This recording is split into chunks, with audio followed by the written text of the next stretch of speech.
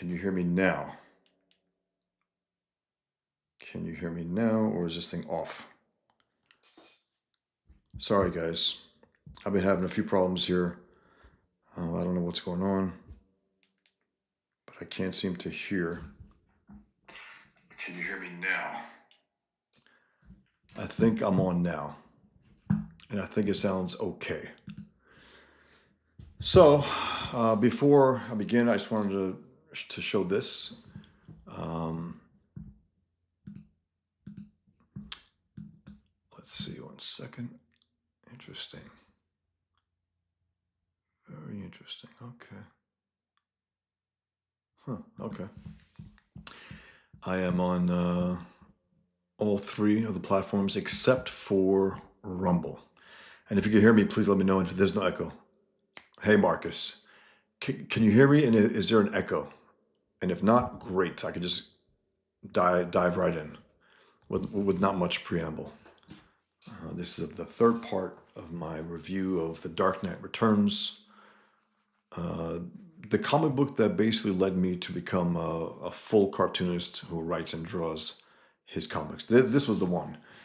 I wasn't conscious of it at the time, but looking back, it's like it was just so damn well done by one guy, who wrote it and drew it.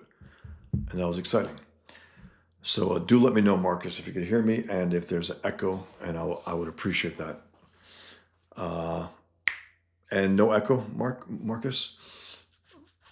And I couldn't get on Rumble. I tried again. I tried to get the streaming key. Thanks, Jay. Appreciate it. All right. So last night on Comics Gate Kings, the theme was DC superheroes, or just DC Comics, whatever that entailed. And I guess because I've been reviewing this series, I drew Frank Miller's version of Batman and Robin. The big, bulky Batman with Carrie Kelly as Robin.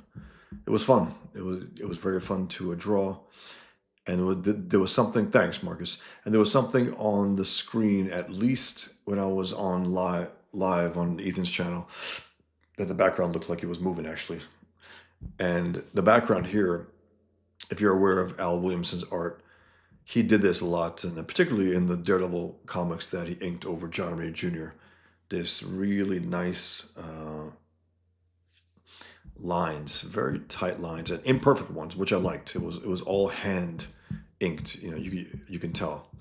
And to keep it pretty straight, I kept a few.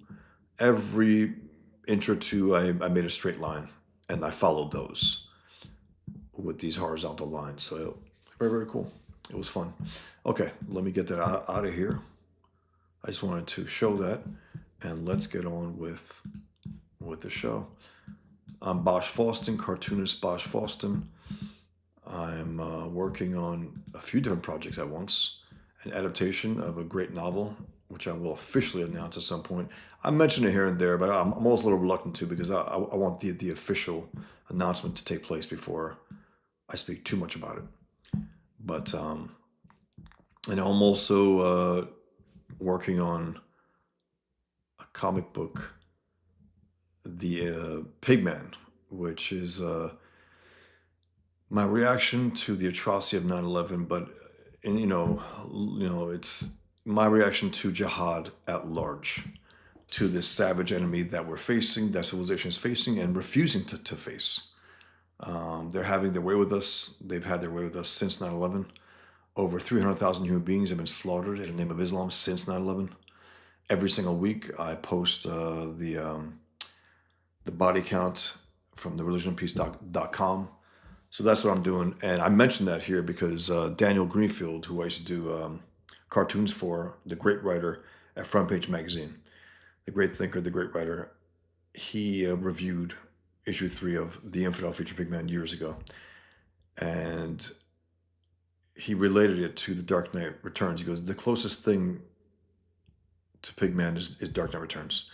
And that's not by accident. I mean, I have a lot of commentary. I have the world speaking about Pigman, mostly against him, some for him, but mostly against him, the way it is here in Gotham City. That's clearly inspired by Frank Miller, his particular take on Batman, and also the big figure of Pigman. Frank Miller's Batman is big. I mean, really big. And Pigman is really big. And he's ruthless. Now, Pigman kills. He kills Muslims who kill. And for a second time in this week, I've had one of these ribbitars tell me, you got a comic book that kills 24% of the human population. What that person's doing is he's equating all Muslims with jihadists. He's trying to project his racism onto me, and and his bigotry onto me. Pigman doesn't kill Muslims who don't kill. He doesn't go down and kill any random Muslim. He kills Muslims who do kill, the jihadists. Yes, it is, Marcus. And again, I want to give a date, but I'm seeking a platform to close it on. I haven't heard back from one particular one that I asked. I hope I do. And if not, I'll close it on my own this Sunday. It'll be the last day of this week. And I always intended to close it at the end of July, but a few things happened. There was a launch. There was a close for Commissary King. So I said, all right, I'll get out of the way and just, make sure we can each have our closeouts and launches. So yeah, I'm intending to, that's right, Roland K, exactly. He thinks jihadists are accurate Muslims. Yeah, that is what he's saying. And, and also this idea, another piece of shit, Larry Higgins, the Niobe comics. Again, these guys are supposedly conservative right-wing guys. Keep it in mind. And they're saying the exact same thing that the left accuses me of, of going after all Muslims. Never have I gone after all Muslims, not in word, not in deed, not in my comic book, ever. I have Muslim family members who are decent people. They happen to be Muslim. They're Muslim in name only. I'm aware of those things, that they exist, that they're real. I don't pretend to be to think otherwise. And I've been called a pussy for even saying that, actually. Believe it or not, I've been called a pussy for even thinking that I should condemn all Muslims, not just Islam, and all Muslims are terrorists. That's a stupid lie. It's stupid. It's dumb, and it keeps us from taking this war in a serious way. Meaning, it's like, what are we supposed to do then? Nuke every Islamic country? No. You take out the killers, and then believe me, you will, shatter the faith of all Muslims. Shatter it. If you take out all the jihadists, all the jihadist groups, those who sponsor terrorism, the dictators, there will be a big-time demoralization of the Islamic enemy and Islam as such. And those who never even thought about becoming jihadists would even more so never think about it. But besides that, I just want to mention it. I'm going to pitch Pigman at the end. I'm closing my Pigman, my first campaign this week. I hope to close it on someone's channel. And the main reason is why I haven't been able to build my channel. I built 3 YouTube channels in the last year. I've had to rebuild one right now. I only have 200 followers. I almost got 2,000 last time. I got monetized. I got to start from scratch now. So I think it would be a real bust if I try to close out on my own channel. But if I have to, I have to. And again, maybe it's the comic itself. I don't know. Maybe there's still a fear factor for some. It's possible. I still get surprised at that, personally speaking. I've been writing and drawing against Islam for 20 years, at least. I've been drawing Muhammad for 20 years. I'm still here, regardless of those who want me dead. Here we go. Batman the Dark Knight returns. This particular issue is called The Hunt the Dark Knight. Batman Hunt the Dark Knight. And again, another unique cover. The first one we saw with the dark blue, night sky, lightning bolt cutting through the sky, and Batman in silhouette. flying through the air in a small figure. Very dramatic, very unique. I don't think we saw a cover like that prior to that. And then we saw the big, hulking, gruesome Batman. But at the same time, it's a fascinating drawing. It's like, wow, he's really beaten and hunched over and monstrous and cut up, and his lip is all torn up, and he looks like a monster. And then here we have Carrie Kelly, the most self-motivated Robin, I think, of the whole bunch.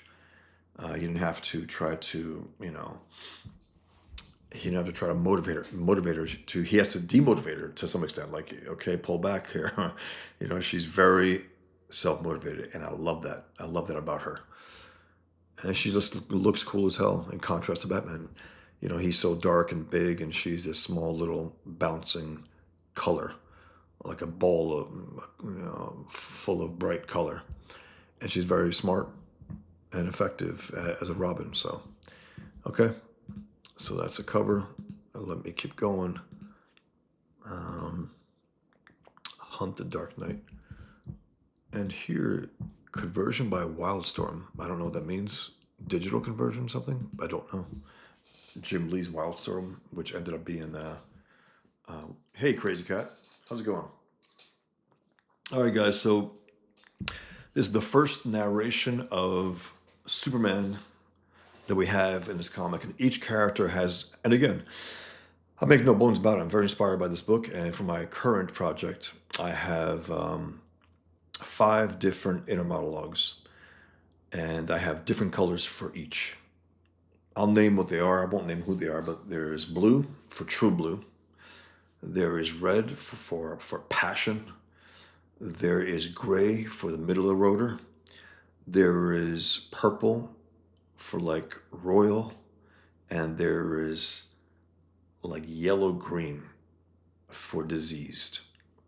And it's interesting. I realize in writing the script that the hero has very little inner monologues. He's so clear in what he wants. He is integrated to the point where he doesn't do a lot of second guessing, a lot of inner turmoil. There's not a lot of that going on.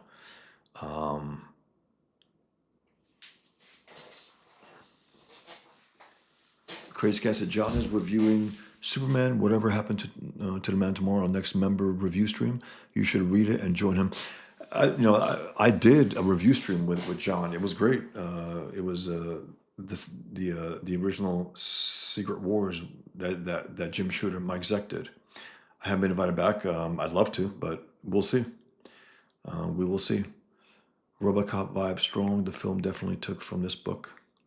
Yeah, I would say so. And then, interestingly, Frank Miller wrote both RoboCop 2 and 3. And the best RoboCop that Frank Miller wrote was RoboCop versus Terminator with Walt Simonson. That was the best version of RoboCop that he wrote, the most entertaining one. The movies themselves, 2 and 3, weren't that good.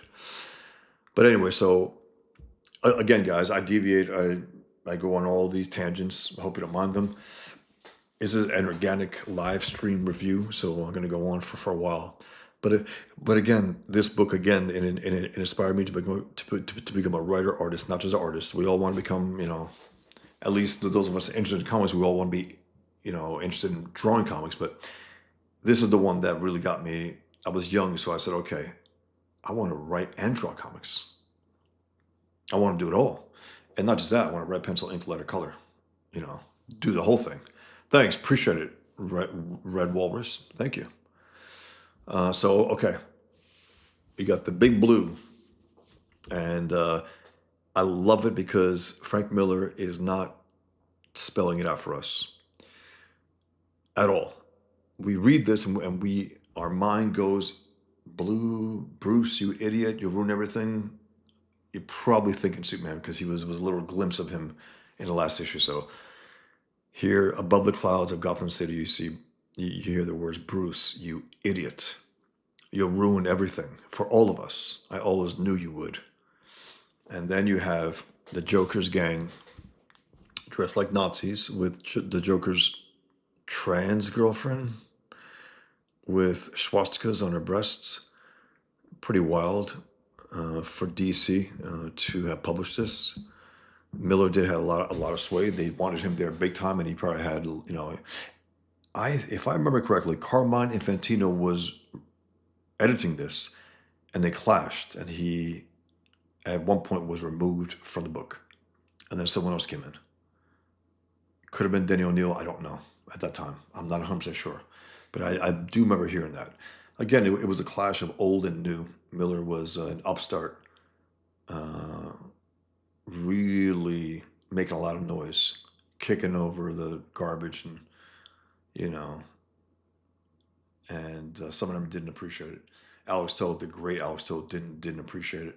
I think if you read Batman Year One and Dark Knight Returns, I think you would have appreciated Miller's talent. But let's go on. So here we are. I've waited long enough, you soft glob of snot. Empty the cash register, or my bullets will tear through your brain, breaking it into moist, gooey lumps. That's if I don't give with a surprise from up the sleeve. How, Bruno? So I guess the suggestion here is that this is someone who was called Bruno and ended up being the Joker's girlfriend. So there's an allusion there to his sexuality being, he's all over the place, gay, bisexual, whatever, and him referring to Batman as darling. It's also, pretty clear what the implication is there. And then, of course, Miller hinting at the idea that one of the horrific crimes that Joker committed was he raped Robin, Jason Todd. I remember reading about that years ago. I don't know if it was Comics Journal or Comic Book Interview or Amazing Heroes. One of those things where it alluded to something horrific that the Joker did. And again, it was for the first time ever, 5 or 6 years ago. Frank Miller, Rizzo, I forgot his name, Brian something, with the artist Rizzo.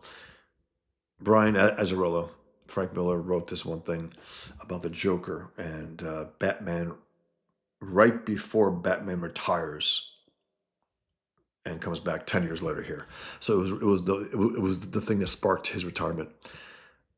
The abuse and killing of Jason Todd Robin by the Joker.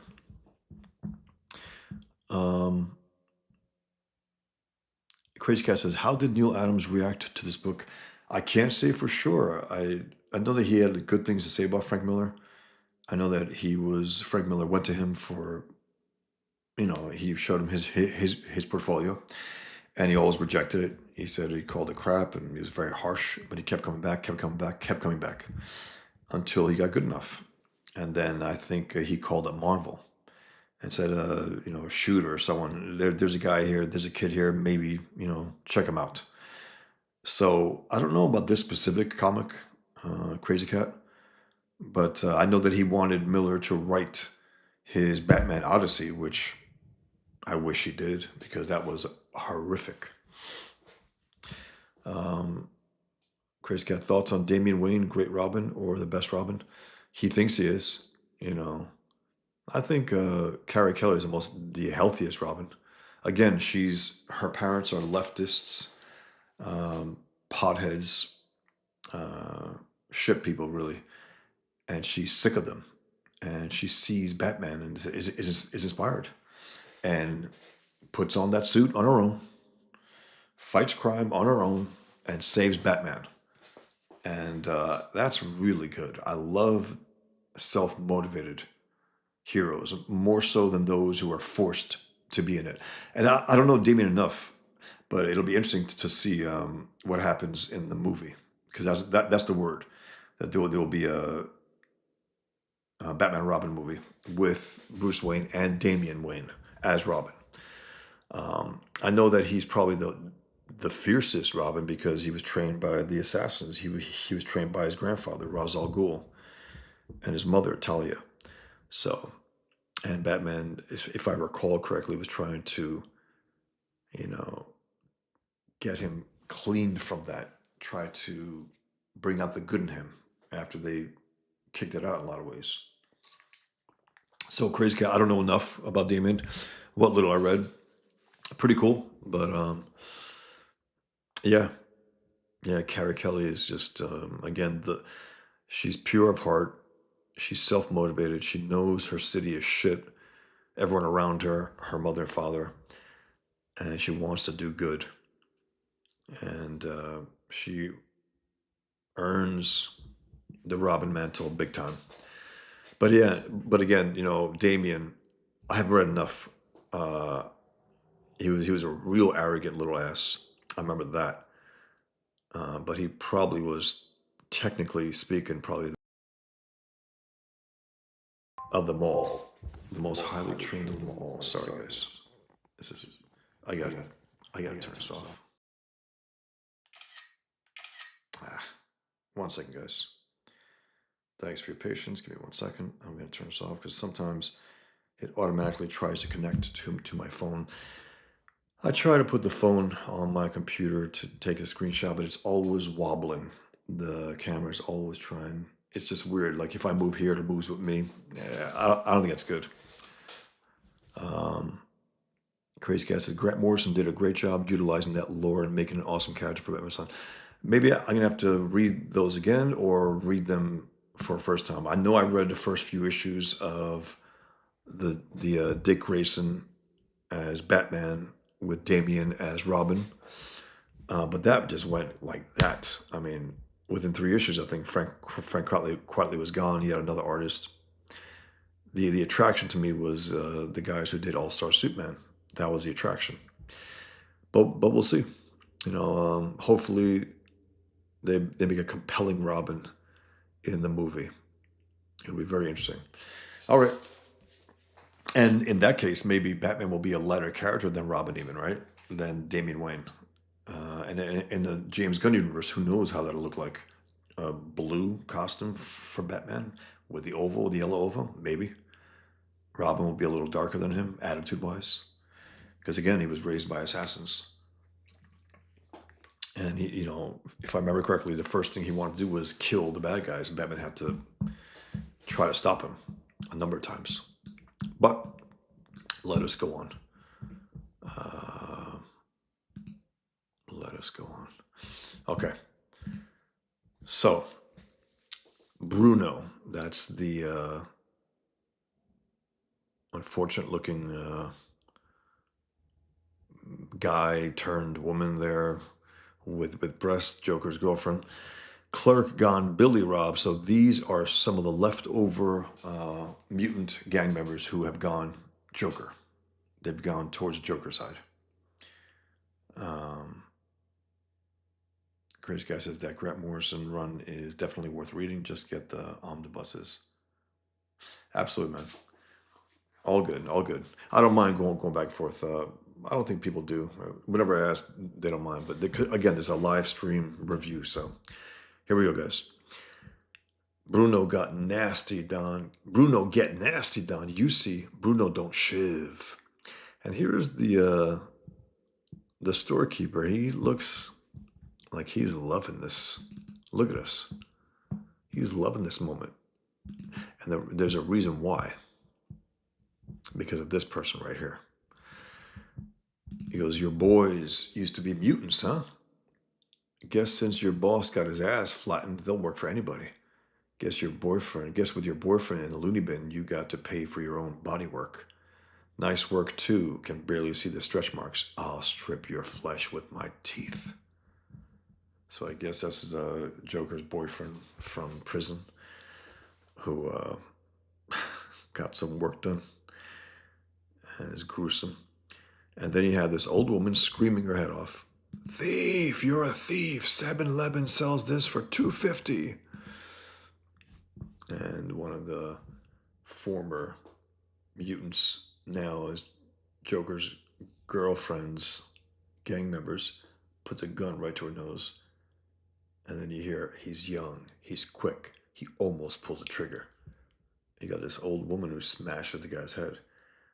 They almost get the drop on me. I wish I could say it's the suit that slows me down, that makes me sweat. And then you see batarangs coming out. That's Batman in disguise. That's an old, Batman has always used disguises, and here is like the most extreme one I think I've ever seen him use. So he's kicking their asses, And then the guy says, "Hey, Bats, Bruno, she's getting away." She's getting away. I guess he's being proper pronouns, right? "Ksh, now we settle up." He goes, "Pull that trigger, and I'll be back for you." So here's Batman in this fat, ugly suit as an old lady. Bruno is coming your way, Robin. Get her into the alley. Do not let her see you. And then you have this. Finally, we see the president here in person. It's a caricature of Ronald Reagan, and where Miller was coming from at that point. I mean, Miller went all over the place, politically. He's writing a very right wing Batman here. He's mocking Ronald Reagan. He went after, Occupy Wall Street. He went after Al Qaeda, and then apologizes for that and mocks Orange Man bad. And I don't know where the fuck he stands. I mean, he just is very weak, and it weakens his work. When you can't stand in any rock solid position morally, your writing suffers. And he hasn't written anything worth reading in years, years. So here's 1 second. I'm gonna see if I can get this bigger on the screen. I hope you guys can see everything here. Okay. Boys, boys, boys, one at a time now. How about that smartly dressed youngster in the front row there? Mr. President, we're all anxious to hear your plans for the Corto Maltese crisis. But first, another question. Much on the minds of America, what is your position on the Batman controversy? Well, I don't think that's my row to hoe, boys. You see, that's a right big state, all its own, and it's got its own solid, clear-headed governor. Yes, it does. And here's, I guess, Cuomo from back in the day. Sorry, guys, I'm the governor. Got a whole state to look after. Even though I think it was Mayor Cuomo prior to that. I'm not sure. Maybe governor. I trust the judgment, so each guy is throwing the flag down to the next guy. No one wants to talk about it because there's this idea that superheroes have been outlawed and they don't want to deal with it. In Gotham City, they have their own problems, and they're saying that's their problem. But eventually, if you remember last issue when the president is talking to Superman and telling him maybe you're gonna have to go in there and break him a little, like breaking a horse, like a buck. So of course he wouldn't tell the public this, but at least because he was talking to Superman, Superman is not supposed to exist. He's like their secret weapon. He's their go-to guy. He's their, in a lot of ways, they're America's military in this story. Anyway, so as mayor, it is my duty. Sorry, I trust the judgment of the mayor of Gotham City implicitly. As mayor, it is my duty to administrate, not to render moral judgments. Don't ask me to interfere with the decision-making power of our new police commissioner. Yep, president, governor, mayor, police commissioner. And they're all deferring way down to the new female police commissioner from Chicago. So she's not even a Gothamite. And so the Batman buck is passed to Ellen Yindel, who replaces James Gordon as police commissioner tonight.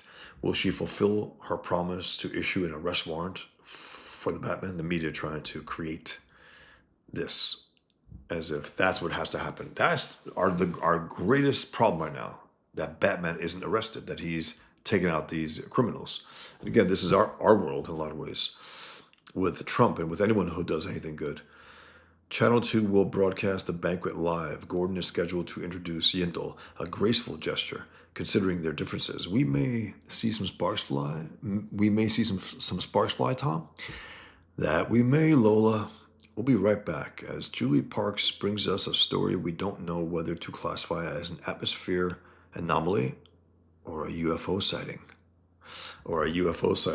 The allusion to Superman and what's going on there. That's pretty funny. Let's go on. I repeat, this is Batman talking to Robin, walkie-talkie, however they communicate. I repeat, do not let Bruno see you. This is an order. Spang! And of course, Bruno sees her. She gets him right in the eye, and he ends up shooting her. Um, Interesting, man. And Robin's dodging bullets. And then you got this. Tom. Sunflower Standish has operated his corner newsstand for 15 years. He's never seen the like of what struck 7th Avenue this evening. Have you, Mr. Standish? Not without acid. I mean, no, I didn't see it. My magazines and newspapers, them I saw, blowing like leaves, but I didn't see it. It was too fast. It was faster than anything. So he is, look at that Swamp Thing. This is Lynn Varley adding all these things, adding comics, Time magazine, Swamp Thing. Pretty cool. I guess she was reading it at the time, and Miller, he left it open to interpretation. Amazing Man, Zoom, and then Lola says, faster than a speeding. Careful now, Lola. And then you find out that this Bruno has swastikas tattooed on his ass as well. Jesus Christ, Frank. Must have gone through that door. Ha! And she's hiding right there. If you're lucky, Bruno, you'll go to jail tonight. But first, you'll tell me what your boss has planned on his TV appearance. Don't take the stairs. They aren't safe. Boom, boom, boom. She collapses. Never meant to give her time to cock that thing. This will be a stupid death. Missed. Lucky. Lucky old man. Take off that goddamn suit at this point. Bruce, what the hell? It's hindering you.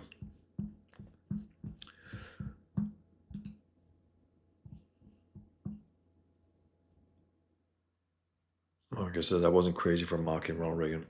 I guess he was the guy in power, and, being a good liberal, I guess Miller felt it necessary. But then again, it was very contradictory again, because his Batman is a very right-wing character. Very. I don't care what anyone says. I don't care what anyone pretends. He's not a social justice warrior. He's going after crime. He's going after the media. He's going after the government. He's going after everyone. He's defying those in power. He's not working with them, like leftists do. They love power. Batman wants nothing to do with it. He just wants to stop crime, big or small. Mikey, thanks, Mikey. Appreciate it, man. I always like the swastika's boobs curl. That's hilarious. Bruno. It is so funny. And again, it shows the degradation, the depravity of the Joker and who he's with. And very, very strange, man. Very strange.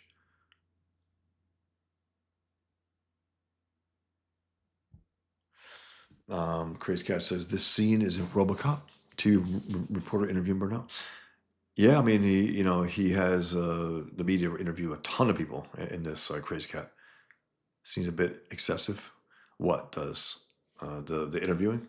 I love it personally. I love the fact that you get all these talking heads and all saying completely different things. Here's another one coming up right here. Another bizarre incident.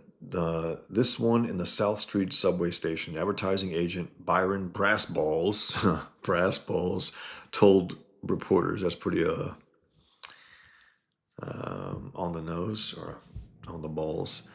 I didn't do anything wrong. I was just trying to protect myself. The subways are dangerous. You don't need me to tell you that. So there I was, alone in the station except for this beggar. I want that in quotes. What? How was I to know he didn't have a gun? They never show you that until they're ready to kill you. What? Oh, sure, the crutches. A lot of them use crutches, you know what I mean. So he knocked a guy into the subway tracks. He goes, hey, he started it. And it was his crutches that tripped him up, babe. What? You bet he yelled. Wanted me to jump down and die with him. Of course I ran. Who wouldn't?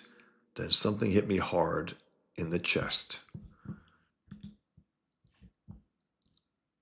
I haven't seen a doctor yet, but I'm sure I slipped a disc landing on the tracks. No, I couldn't see. Not a friggin' thing. That wind kicked up too much soot. Spent a second listening to that beggar pray like an idiot. Yes, I am religious, but I've got the decency. Excuse me. This thing keeps the flapping over.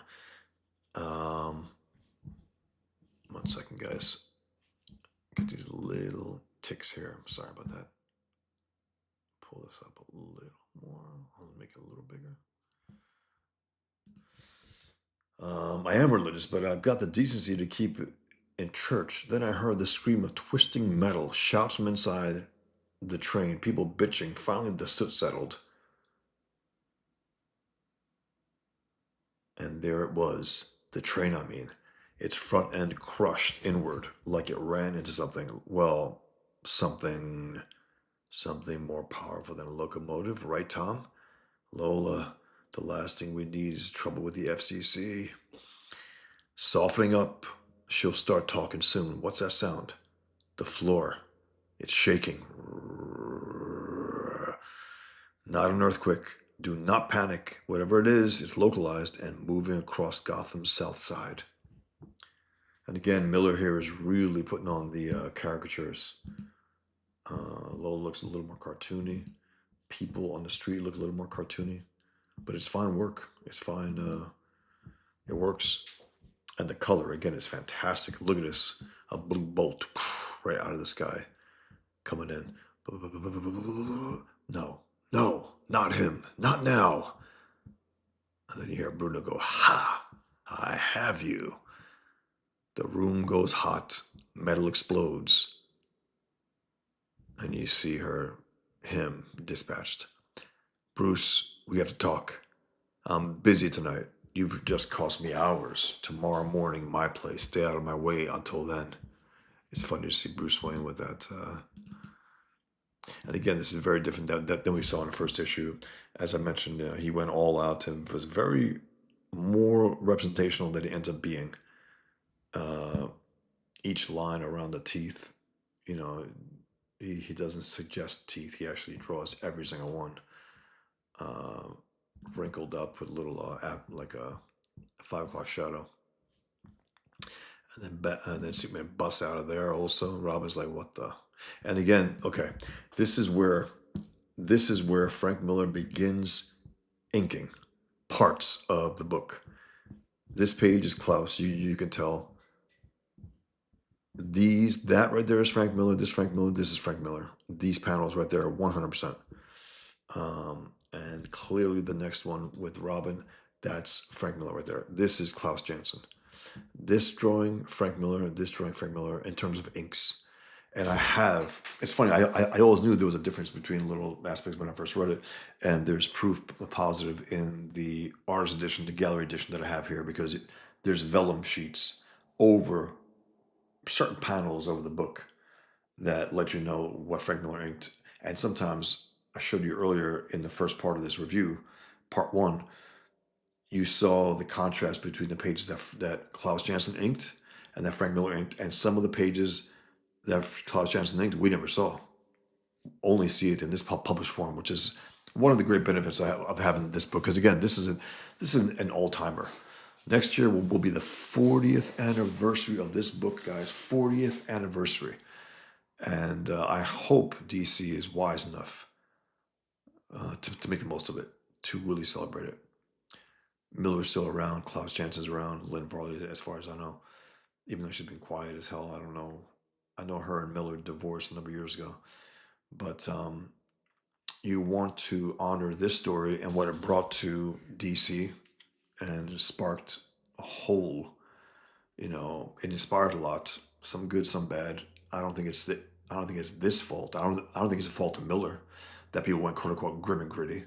This is fun and dark at times and fun also. They ripped the fun out of that and went all dark. It's like, no, you got to have fun here. With Robin and Alfred, and it's fun stuff. So then,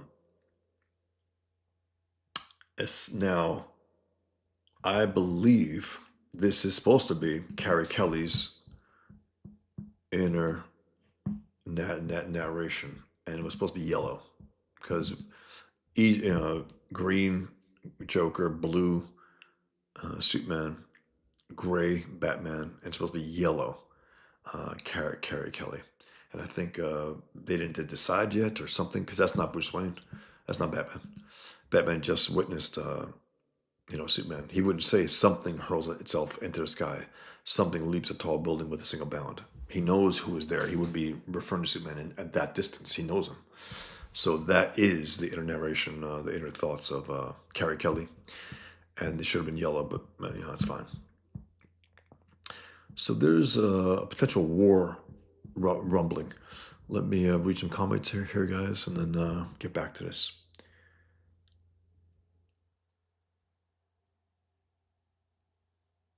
Crazy Cat says, I was in his chats on his old channel. Yeah, I remember here, Crazy Cat, and also on Ethan's channel for sure. Mikey says, do you like the animated series of Batman Brute Bosch? Absolutely. Loved it.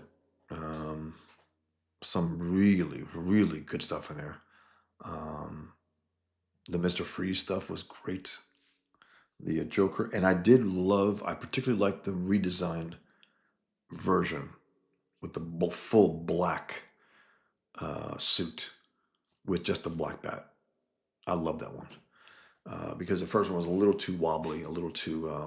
Even the Bruce Wayne got really slick and sharp in the redesigned version. The Joker was a little too. He had black dot eyes. At times it worked, but not always. Catwoman was a little too simplified, also, but I liked it compared to that first iteration. And I don't know when that happened. I don't know if it happened in the third season or fourth season, but that crossover with Superman was fantastic. It was so damn good. Superman, Batman, Joker, Lex Luthor.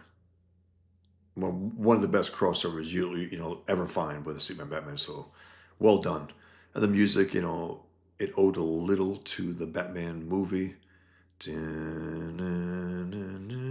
something like that. And the actors were good. Even though I can't stand Mark Hamill, and I don't know, he's a try hard, with his Joker. It's good, I guess. He's just such a piece of shit. It's just tough to hear him in any context. And Kevin Conroy, while everyone says he's the greatest, the real Batman, he's a voice actor, and he laid it on a little too thick at times. I am Batman. He's like, okay, a little too drama queen for me at times, truly. But I did like that he had a Bruce Wayne voice, and his real voice seemed like it was the Batman voice. So it sounded like, at least according to the way I read the cartoon, his Batman voice is his voice, and the Bruce Wayne voice is a put-on voice. That's interesting. That's different. Yes, Crazy Cat. They did an episode of Batman animating some Dark Knight Returns. Remember that? Yes. It was. I mentioned it on I think King's recently. They had 4 kids, I think, talking about their run-ins with Batman or the way they interpreted him.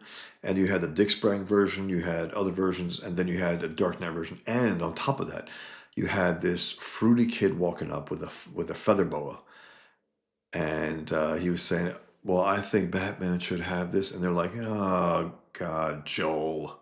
They were mocking Joel Schumacher, who made those horrific Batman movies. That's hilarious. But Darwin Cook, check this out. Darwin Cook had something to do with that. He was involved with the Batman cartoon, so I believe he was able to animate some of that, which is damn cool because Darwin Cook ended up being a great, great cartoonist. But he did some work. He was doing advertising work, and then he got into the Batman animated series, and then did Batman Ego, which Toth loved, Alex Toth. So yeah, good stuff, man.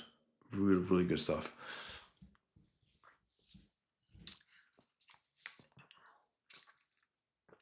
Rolling Case is 40 years. That's insane. It really is. First time I read this was during the lockdowns, and I have fond memories because I introduced my girlfriend at the time to it. Very cool. She and I had a game where we wrote book reviews to each other whenever one of us finished reading something. This comic was one of my favorite conversations she and I had. It's so damn good, Rolling K. Again, I can't even say how many times I reread it. I can't. So many that I don't know. I can say 20 and not even, doubt that. It's like, yeah, that sounds right. And it's every few years, it seems like, or even less than that. And the movie was really good too. I wish they kept the style a little more like Miller's. They became a little too much caricature. The chin was a little too granite, But Peter Weller, the guy who played RoboCop, did the voice, and great job. Very different than Kevin Conroy, but I liked it. It gave him a wiser voice and not a put on voice too much.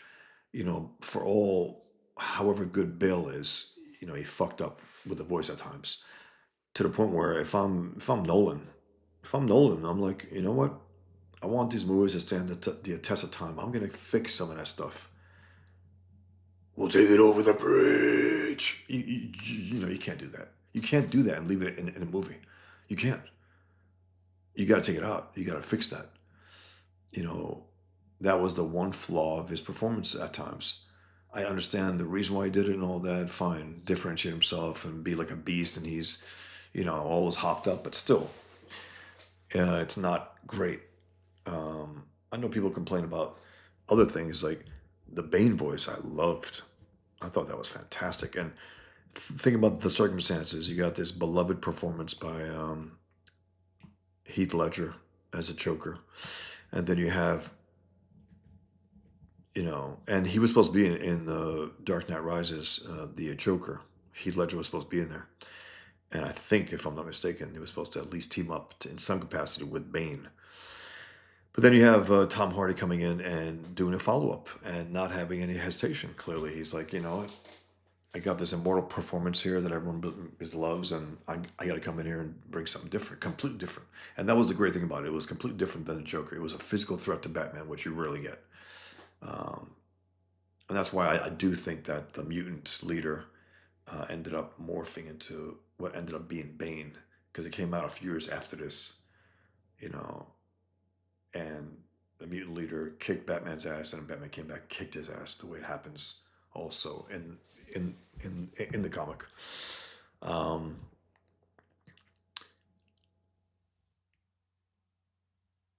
I can read from your. Look, I know people.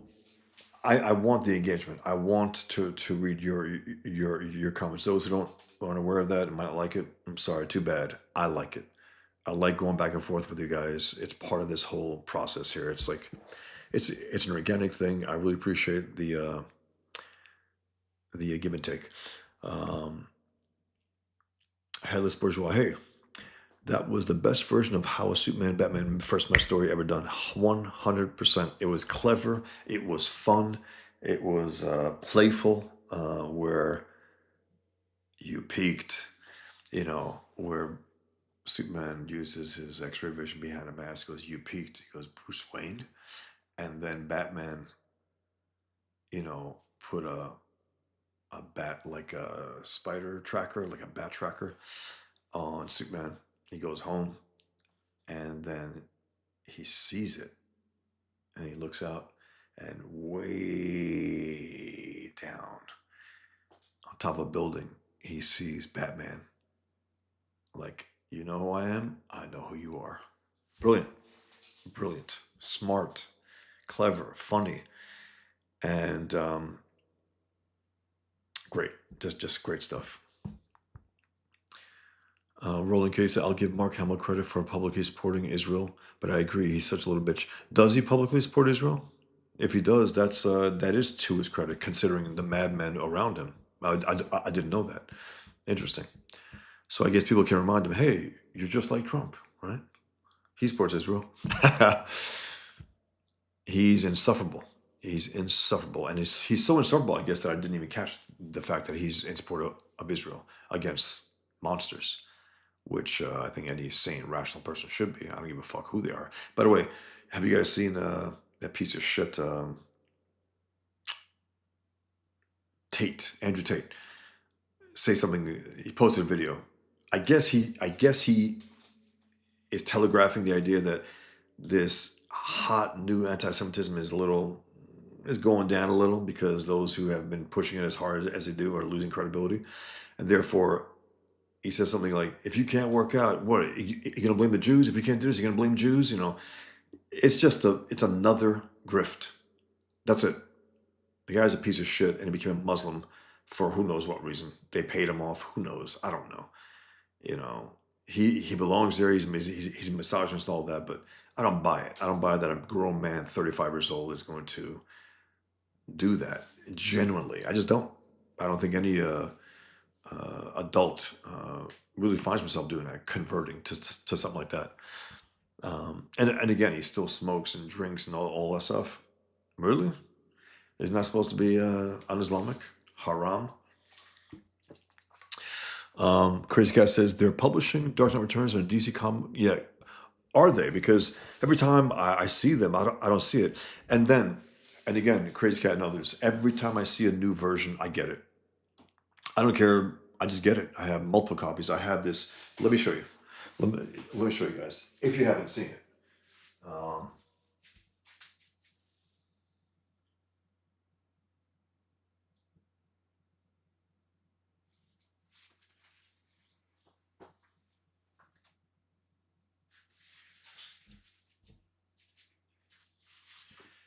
Check this out. This was something I saw and had to get. Check this out. Look at this. And look at this. And you get. I guess I put it in wrong. You get this rock solid, the slipcase, Batman Dark Knight Returns, right? And you get hardcover versions of the individual issues. Beautiful, beautiful. Look at this, and you get that nice little shine there. The rest is matte, and it's similar to the way it was originally published. Look at this, rock solid. You get that wild cover. Look at that. And you get these little quotes in the back.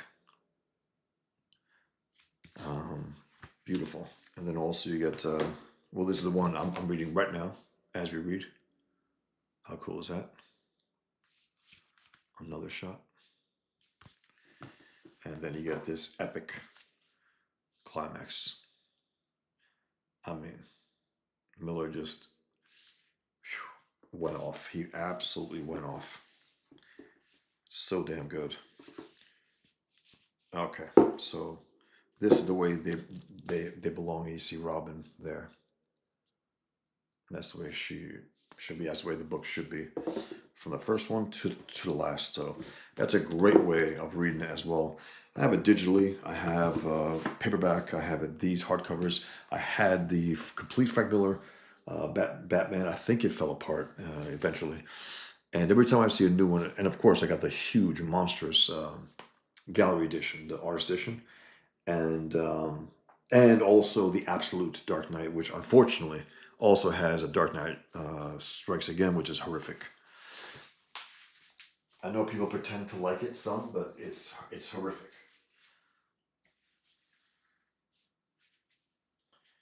So yeah, I haven't seen the small manga size version, Crazy Cat, the compact comics line. But if I do, I'm gonna snatch it up. It's just nice to have.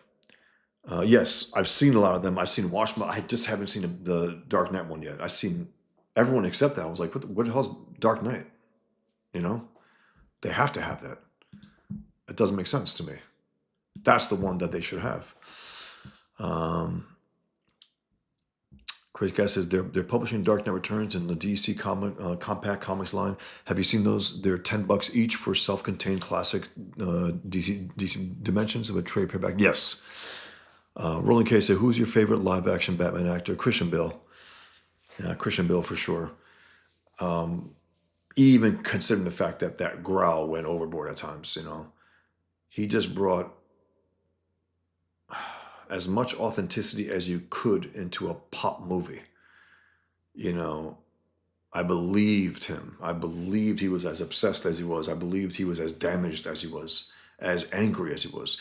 And it's interesting, his Batman was very angry at a circumstance, at what he had to do. Um, I thought he was great. Ben Affleck was better than I thought he would be. I will give him that. Keaton, I like Keaton, but Bale is the one. He's the standard. He's a standard that anyone has to try to match. Rolling K, Adam West for me. It's hilarious. He spoke like Shatner at times. I don't get it. I don't know if they went to the same acting school or what was going on, but Robin, we must go now. It's like, okay, was that a thing? It must have been a thing. Mikey Getz says Affleck's my favorite. Again, he was better than I thought he would be. Uh, Size wise, he looked like Miller's Dark Knight here. He's 6'4". His his jaw. He actually designed his hair even. I think he came to set and was insisting that they have it a certain way, and it looked the part. I mean, he really did. Um, and I liked the computerization of his voice, the making it deeper with him speaking normally, and then the mask itself uh, masking his voice, making it deeper without him growling like Bale at times. Um, that was good. I don't really care for Pattinson's. I gotta say, a little too whispery, a little too emo. I'll watch it because I love Batman. I hope the next one's better. And I think they were going for dark's sake in a lot of ways. Some people think it's the best Batman. No way, no fucking way. I think Bale's Batman would kick his ass. He wasn't harsh enough. He wasn't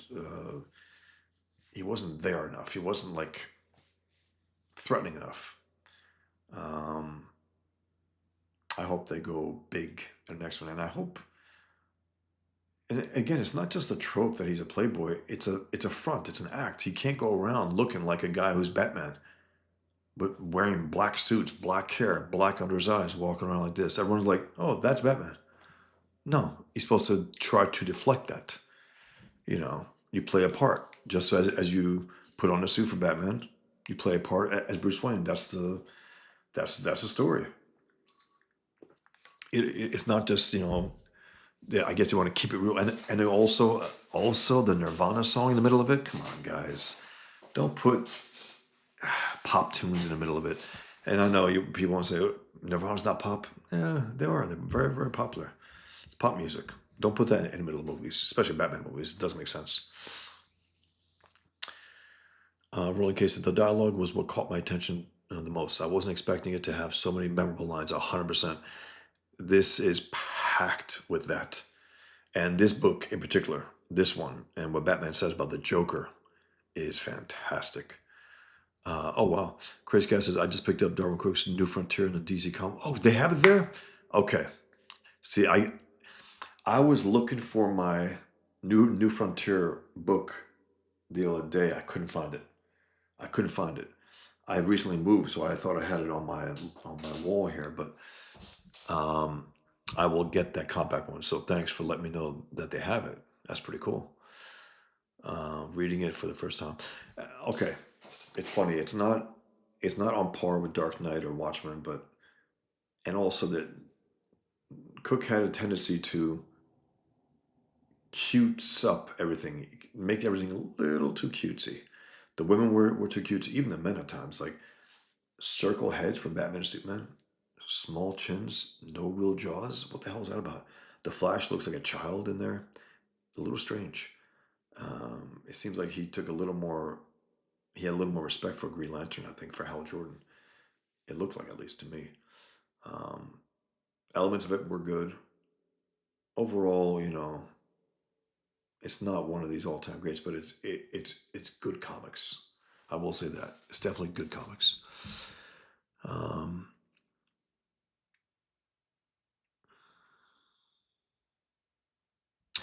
Mikey reading OG Secret Wars for the first time. Heard mixed things. Heard mixed things about Secret Wars or New Frontier.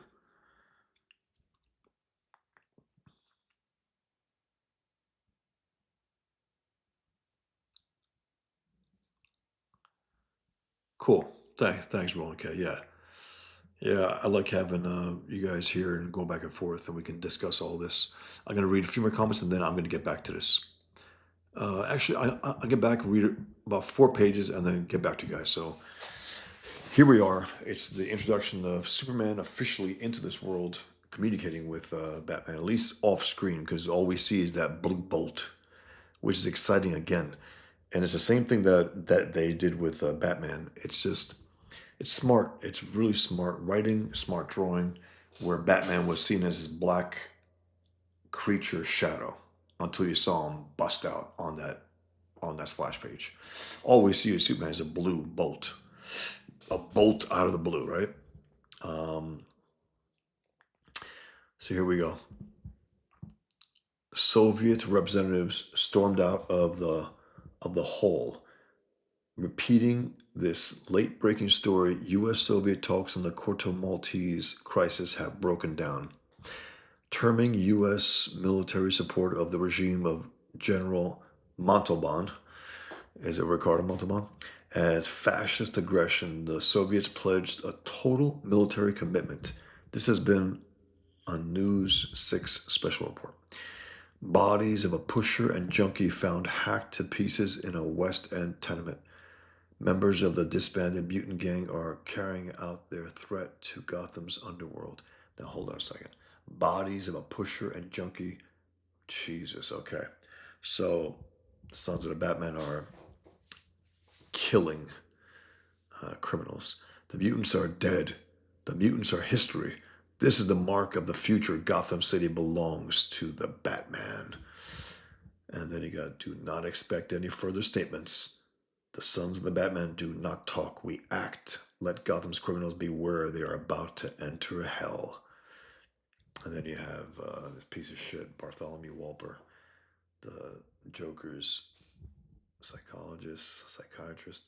Batman's culpability for this atrocity is our subject tonight. With us is the world's leading expert, um, Michael McKean, if that's how you pronounce it. He played Saul Goodman's brother in Better Call Saul. He did the voice of this piece of shit psychiatrist in the movie. He was good. With us is the world's leading expert on the sociological impact of the Batman, Dr. Bartholomew Walper. Batman is a menace to society. Now, I know that's something of an outdated term. Sure sounds strange coming out of my mouth. Nonetheless, it applies despite my alerting the city to the inevitable consequences. And while he's saying this, he's getting roped in by the Joker to take him to a late night comedy show. The Joker, the mass murderer Joker, this savage. Nothing has been done to stop his psychosocial infection. Batman should be considered personally responsible for every human being murdered by this gang. Batman says, "My orders were specific. Watch it." Yeah, but and look at this classic shot. This ended up being sold, the original art, for over $400,000 about a decade ago, and then Miller himself redrew it. And in his redrawing, it was basically the bulk of the same, but the gray of Batman's costume was black in his redraw. It's a great iconic image, and again, imperfect, doesn't matter. You know, that should be a little more connected there. That part, that should be a little connected there with his chest, but you know, it's damn good. It's just good comics. Give me 1 second, guys. I'm going to have to pull this down a little, make sure you guys can see. Okay. Um, and Kara Kelly looks great, and the color, again, the contrast is great. He's gray and black. She's just yellow and red and green and orange. It's very, very cool. It's great imagery here. The silhouettes. It's just really good stuff. Exciting, dynamic. The buildings in the back, very nice. Still, you made yourself visible to Bruno. I will not tolerate insubordination. Careful. But back there, was that him? She's like, was that him? The one that I heard rumors about? This Superman? The hall is silent as the man who has been police commissioner of Gotham City for 26 years steps to the podium. Nice watch. James Gordon draws a fond chuckle from the audience. Ladies and gentlemen, it is my pleasure to introduce you to your new police commissioner.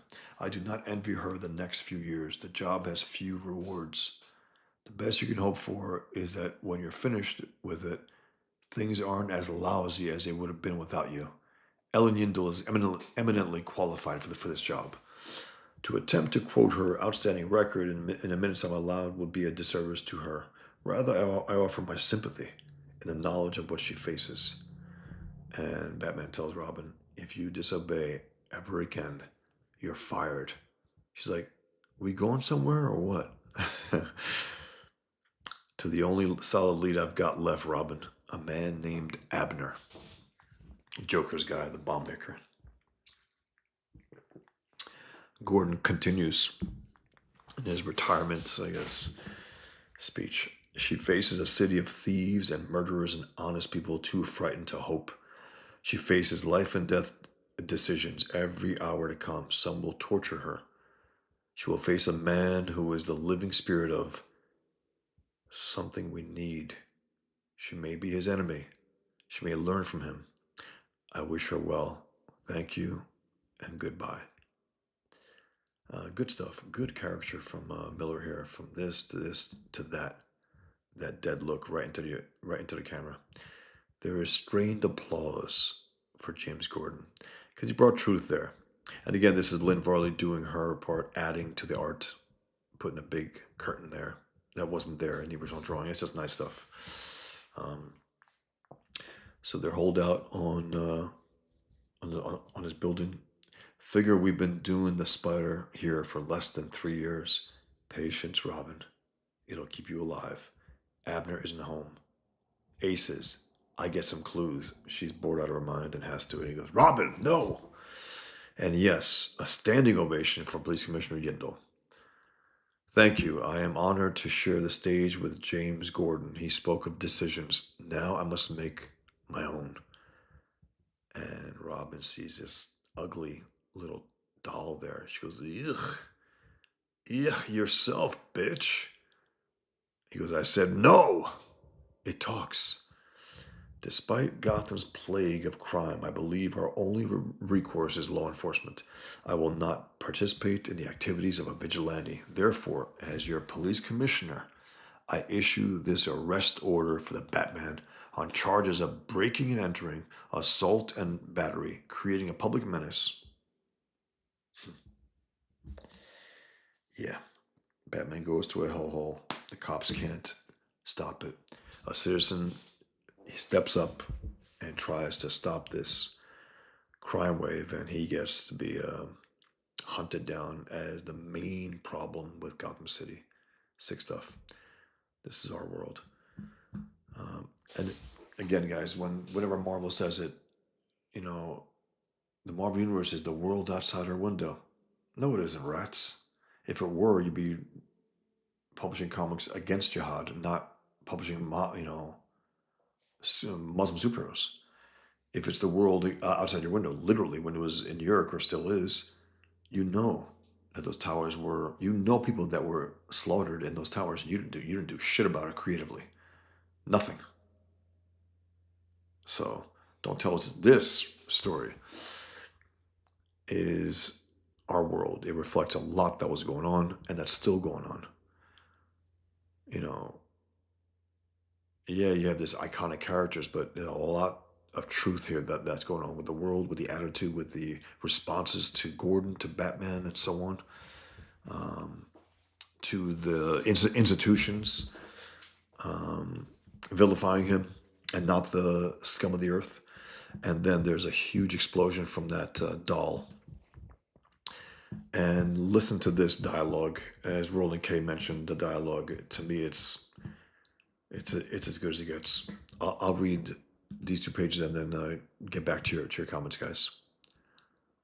Um, Look at that. The whole building goes up, and that's the explosion right there with the cape to show the impact of it.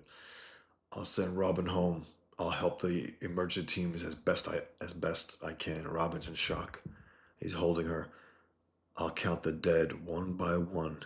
I'll add them to the list, Joker. The list of all the people I've murdered by letting you live. That's great dialogue. It's great. The list of all the people I've murdered by letting you live. This is the Batman who starts to realize, you know what, this game that we played for decades now, the only, you don't deserve life. How many you've killed? How many people did he kill here? Alone. And here he is, the Joker with his green narration, just can't sleep. Should sleep, and it's great going around upside down. Should sleep. Should be fresh tomorrow. Tomorrow I go free. And then you have, I don't know what this is, David Endocrine. It must be some kind of inside joke. I never quite found out if anyone knows. Fistful of entertainment tomorrow night with Dr. Ruth Weisenheimer, the wet hamburger bun contest, and a man who's brought a lot of smiles to the world. Go to bed, but I just can't sleep. So this is Good Morning Gotham. 12 killed. Yeah, 12 human beings. Add that to the Joker's kill list, murder list. 12 killed in a mysterious explosion that leveled a Bay Ridge apartment building. The rescue team sighted Batman at the scene. You know what the implication is there. Batman was there. Maybe he did it. Following her arrest order for the Batman, Commissioner Yindel filed a formal protest with the media council against the Joker's appearance on the David Endocrine show. Don't know. Must mean something odd. No. David Letterman, David Endocrine. Maybe I'm slow. I don't remember getting down to the bottom of it. That's a Miller inside joke or something. The council denied her protest. See, at least Captain Yindel has a rational, mind. She's like, no, the Joker should not be on this entertainment show. What are you, sick? The council denied her protest. The body of three-time loser Hector Mendez was found in an east side alley.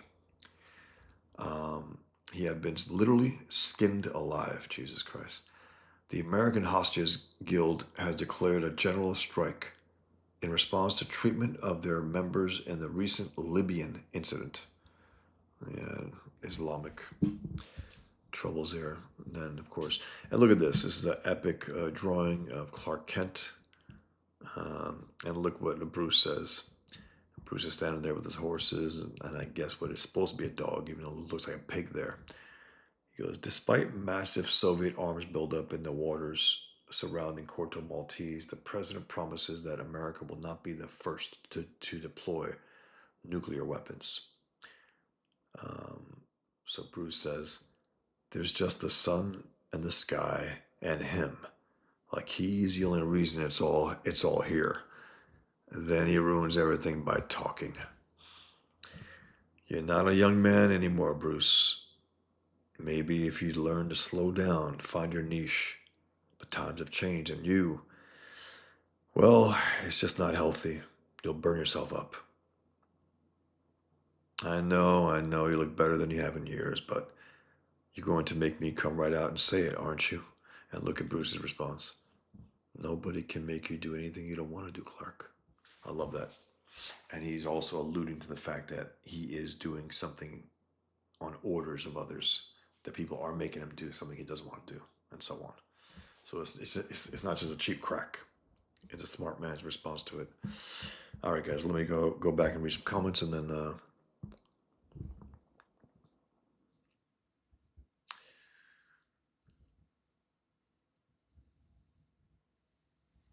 Mikey says, there's so many different editions of this book. LOL. I have the one with strikes again and all the extra features. Yeah, that's the absolute one. It should never have been, ever have been part of that. I guess they were trying to justify the size of it, because Dark Knight Returns is not really that much. It's under 200 pages. Um, Watchmen's a lot bigger, a lot longer. Uh, and then, but then again, you have the absolute killing joke, which is a lot smaller. So it could have made sense. I don't know why they felt the need to do that. But let me continue reading. Dan M. Hey Dan, I've got the leather bound hardcover from way back when. Is that the one that they had? Because again, there were a lot of editions. The complete Frank Miller Batman came out before he did a lot more Batman, which is funny. Um, Crazy Cat says they're bigger than manga. The compact ones, I guess so. If I think about it, yeah. Some manga are pretty big though. Rolling K says The Dark Knight Strikes Again was painful for me to read. The art was too horrific. It is horrific, Rolling K. And again, it just, I think you hear about these stories about Miller and his substance abuse. I think he was in the heat of it in the middle of that. That's what it looked like to me. You see some art from some artists sometimes, and if you look at it like askance, you're like, what was going on? Usually it's substance. I mean, that's it. Because you shouldn't become that horrific an artist after doing things like this. You know, you can't devolve that badly only a number of years later. Um, Crazy Cat says Bill didn't look good in his puffy bat suit and his voice was annoying. Puffy bat suit? You're talking about the initial one? I don't know. Um, Crazy Cat said Michael Keaton definitely looks cooler just standing there in his black Batman suit. Who cares if he can't move his neck? He looks cool. Well, it's silly that he moves. You know, it's stupid. I mean, and that doesn't look cool. Moving like this, I'm gonna get you. It's retarded. Um, and any bad guy, you tap him here, tap him there, you know, he's fucked. So I don't think that looks cool. I think they were so committed to trying to capture Miller's Dark Knight here with that cowl with a thick neck that they did that. They said, "Good luck, Michael. You won't be able to hear, you won't be able to see, you won't be able to turn your head, but we want you to quote unquote look cool." And it did look cool at times, I will admit.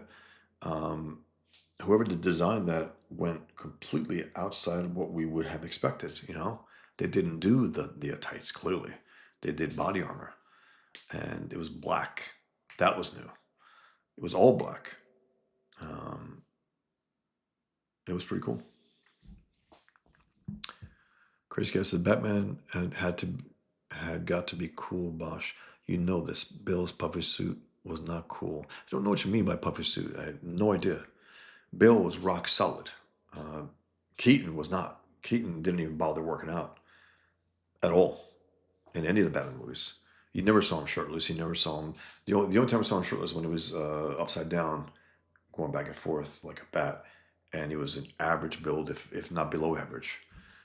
Bill, even in Dark Knight, when he got a little smaller than he was in Batman Begins, which was huge. It's funny. He was doing the machinist. I think it was the machinist, and then they asked him to do Batman, and he gained a lot of weight. And when Nolan met Bill, he was like, "Whoa, this guy's way too thin," and he went overboard. And when he got on the set, the guy was like, "You're supposed to be playing Batman, not Fat Man." But he eventually got in leaner shape. And by the time he got to Dark Knight, he was just cut. He was like really, really like a cut build, lean. I don't know what you mean by puffy suit. I don't. If anything, Keaton's was all fake muscle. That was fake muscle. Um, oh yes, Justin says yes. Bruce should be to Batman like what Don Diego is to Zorro. Absolutely. He has to distract a little. He has to make sure that there are two different identities clearly differentiated. Whereas Patton says, again, anyone in Gotham is like, that's Batman. Oh yeah, that guy right there? Yeah, he's Batman. He has this voice there. He's emo. He's dark, black under his eyes, black suits, black hair. Not good. Not good at all. And again, there's something I gotta say. The guy who wrote it, directed it, is there's a lack of manliness about him. He lacks. He does. He sounds like a woman. Well, Batman is like, yeah, did your balls drop? What the hell? He has, Catwoman almost emasculate him and trash white people. It's like, that's just retarded stuff. He couldn't resist not doing that. That weak writer, director. Supposedly he's been sick. That's why it's so late. That movie came out like 3 years ago now, if not four. Next one will be out 5 years later. What the hell's that? Why? I don't know. You know, and people say pretend it's better than Dark Knight. It's not at all. Yes, I read all of Cook's Parker adaptations, and by the way, I do have the beautiful um, hardcovers with all of them, including a few extras. The Parker ones, the Martini edition, and then Martini edition Last Call, two books with every single Parker, and it's tragic, man, because he was. Ugh, man. And again, about the cutie factor that I mentioned about New Frontier, he doesn't do that with the main character, Parker. He doesn't do the cutie on him. He's a rough looking guy. Some of the women there are a little cutie, but he doesn't play around there. And his drawings of all the Parker actors who played Parker in the loose adaptations of the Parker novels, from Mel Gibson to other actors, is fantastic. It's really good. Beautiful. Beautiful. Um, Mikey says 0 years insulting after year one.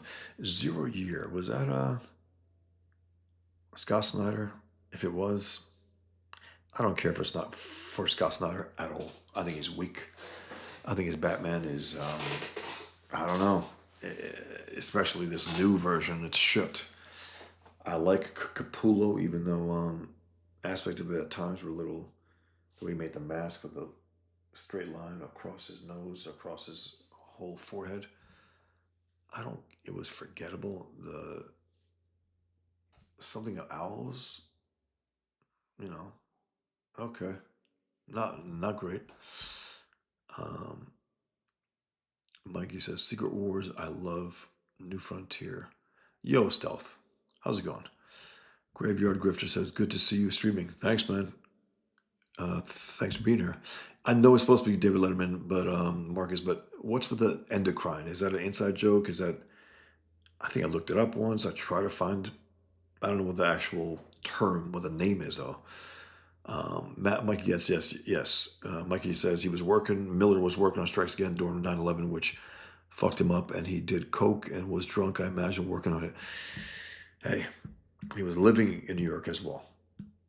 You know, it did a number on him, clearly, as it did on I think any patriotic American. Um, that doesn't mean you have to produce shit. How about you step it up then? You know, you step it up. And a little inside, info. I hit his girlfriend 2010, 11. Pigment had already been out and she read it and she loved it. And she was showing Frank it. And we were supposed to have dinner together. He never showed up twice in California and New York. And on the eve of the release of Holy Terror, she told me, my girlfriend at the time, she said, what should say? She goes, he doesn't think he went far enough. And he sure as hell didn't. Why is that? Because he didn't bust his ass in his research. This guy used to do a lot of research for a lot of stuff. For even 300, he went to visit the hot gates and all that in Greece, right? He did a lot of that. He read and wrote. Even for things like this, he probably did a lot of research. Even for the lingo of the mutants. Um, for Holy Terror, he didn't read the Quran. He didn't study Islam or Jihad. Why not? Why not, Frank? He was asked in an interview during a time about Holy Terror. He goes, about the ideology, and he goes, I don't know squat about Islam. And he goes, about Islam. For some reason, he said Islam. Why don't you know squat? You're writing a story that takes on the enemy motivated by Islam. Why wouldn't you study Islam? Why wouldn't you read the Quran? Why wouldn't you do what I did? Why not? You better go in with full knowledge, or else you'll have a half-assed story. And that's what it ended up being, a half-assed story. Pissed me off more than anything else. One of my heroes just said, I'll just, I can say I took on jihad. Yeah, half-assed way. No, you got to get in the muck. You got to get in the dirt. You have to get sick of it. You have to learn so much that you'll forget more than other people know, which is what I've done. I overdid it. I will admit that. I forgot more than people will know about Islam. But it was important for me to get into the enemy's head. So, not good, man. Not good at all. Disappointing as hell. And then after that, of course, he was called on it. And he says, I don't know what I was thinking. Yeah, great, Frank. Stand by your work. Okay, let's get back. So here's again, Bruce tells him, nobody can make you do anything you don't want to do, Clark. He goes, these aren't the old days, Bruce. World's got no room for. It's like this. And you have this big, I guess what's supposed to be an eagle taking a rat. Like a bat type thing. It's like this, Bruce. Sooner or later, somebody's going to order me to bring you in. Somebody with authority. When that happens, Bruce says, when that happens, Clark, may the best man win. Because now that's just, hold on a second. Here's the president. Heroic American troops are now engaged in direct combat with Soviet forces. Now there's been a lot of loose talk these days about nuclear war. I have to leave. We'll talk later. Bruce says, no hurry. Well, let me tell you, nobody's running off half-cocked. No, sir. But we sure as shooting aren't running away either. We've got to secure our stand up for the cause of freedom. And those cute little Corto Maltese people, they want us there. Just you ask them. Meanwhile, don't you fret. We've got God on our side. Or the next best thing, anyway. And he winks. And then you have Bruce Wayne going in Wayne Manor and Alfred at the door. Your accountants wait in the West Wing, sir. Tell them I'm sick. Shan't have to lie. That refugee charity called. Write them a check. And the Committee for the Prevention of Obsessive Behavior in Middle-Aged Men? Write them a check. Very good, sir. Your sense of humor is as keen as ever, sir. It's funny. Here we have Superman. Our first look at actual Superman. Not all the way either, just a silhouette. So it's interesting. We have not gotten a straightforward shot of Superman yet, which is cool. I think the character just deserves that kind of epic introduction, a slow bleed, a slow burn introduction, especially in this version. Where these characters are larger than life. The rest of us learned to cope, and I love the way he's going through the clouds and taking them with him. It's just really, really cool. And his Superman is big. He's as big as Batman. He makes them both like giants. The rest of us learned to cope. The rest of us recognized the danger. And some of the writing here is just fantastic. Listen to this. The rest of us learned to cope, as in Green Lantern and Flash and all the others, Wonder Woman. The rest of us recognize the danger of the endless envy of those not blessed. Listen to that. Listen to that. The rest of us recognize the danger of the endless envy of those not blessed.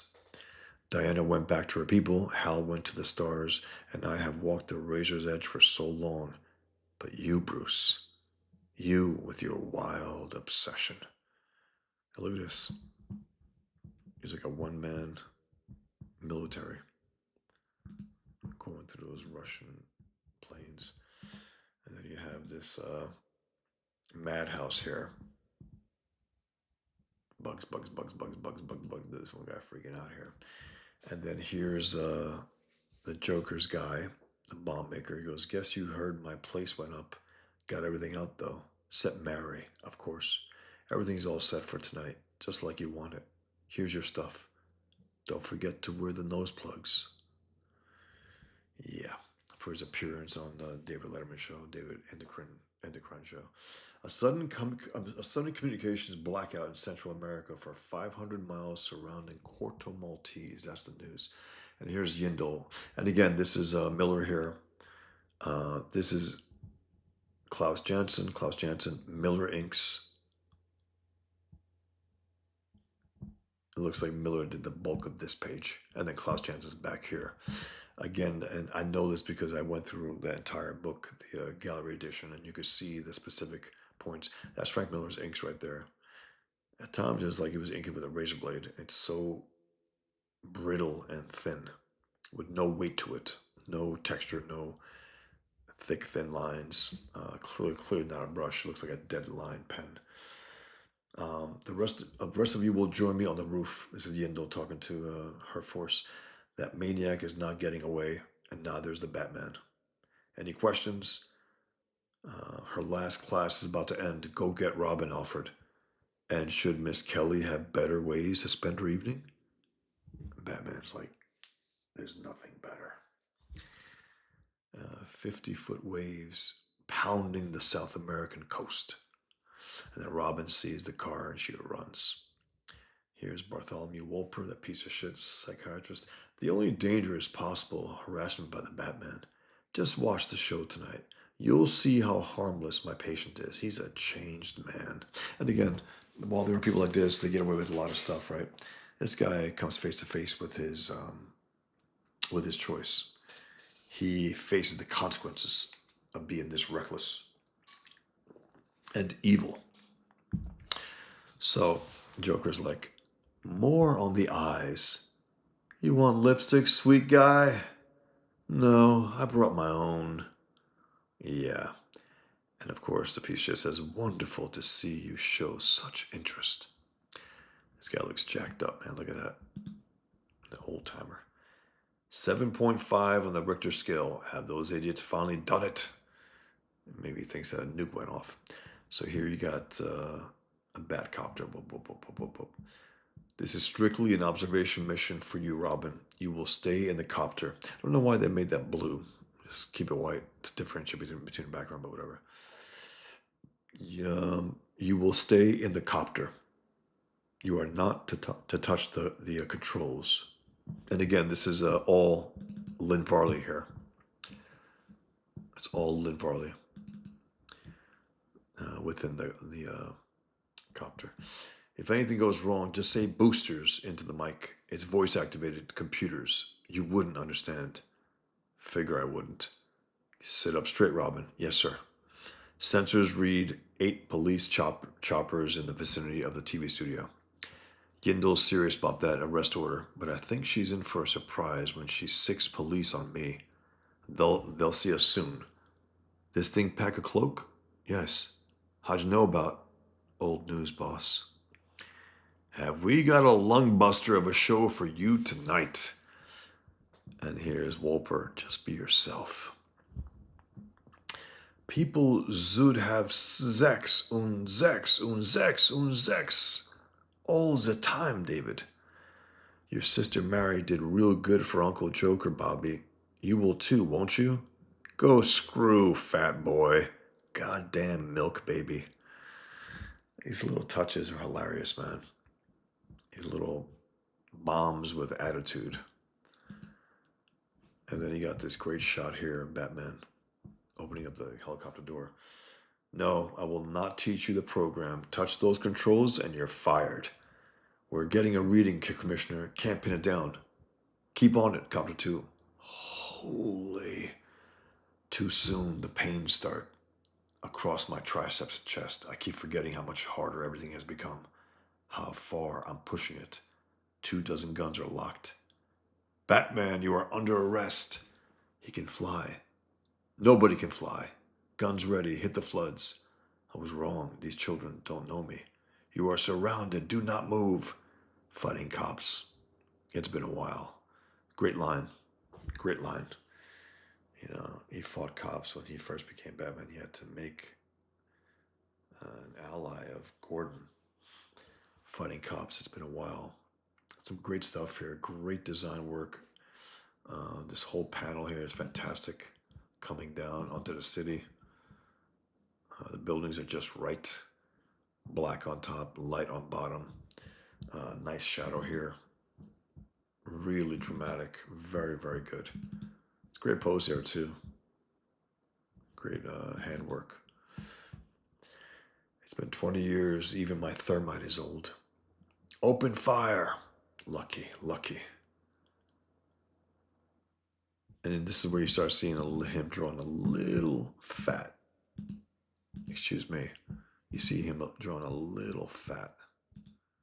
Like there. You know what I mean? He's not as slick as he looked in the last issue. Excuse me. Okay. Ceasefire. Gas mask. Rush him. Rush him?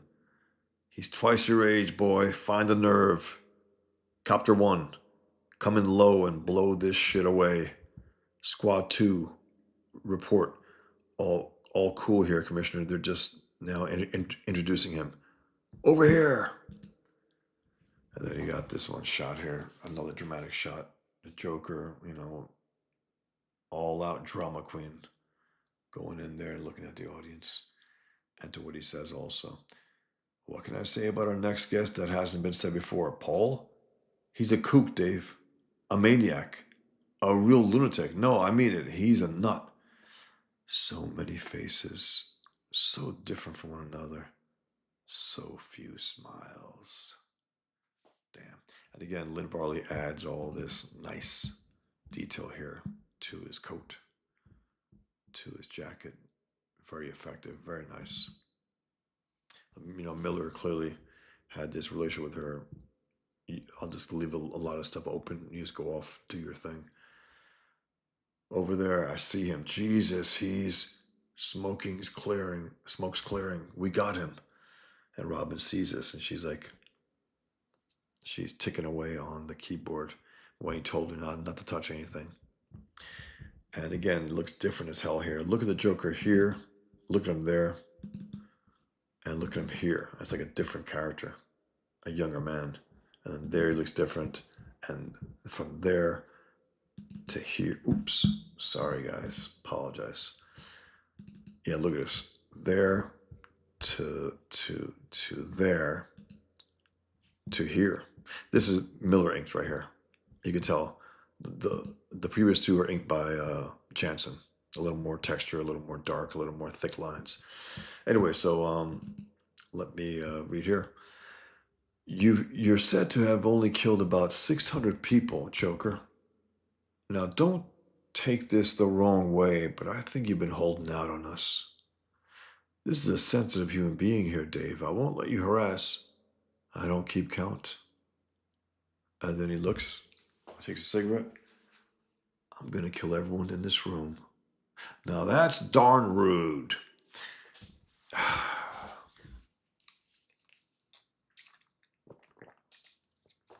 The madness. The madness. Now, that's darn rude.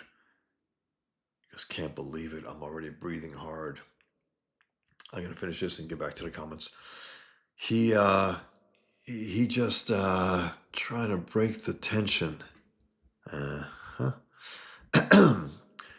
Dr. Volper, you have blamed the Batman for these killings, no? Yes. Yes. My patient is a victim of Batman's psychosis. Und what is the nature of Batman's psychosis? Why, sexual repression, of course. Sexual repression? This is a terrible thing. You're right. We must not restrain ourselves, the Joker says.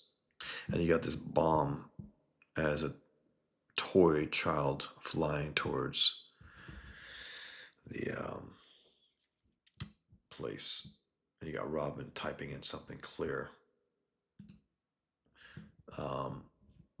This is very effective here. So I told him, krish. It's very effective right there. This cartooning here that Miller's doing in terms of that doll. It's just really well done here. Opening mouth and a lot of smoke popping through. And that's the, I guess, form of Smilex, a drug that makes everyone die laughing. Billy in close, wheezing now, chest like a blast furnace, so many of them. And again, this is Miller's inking. You could tell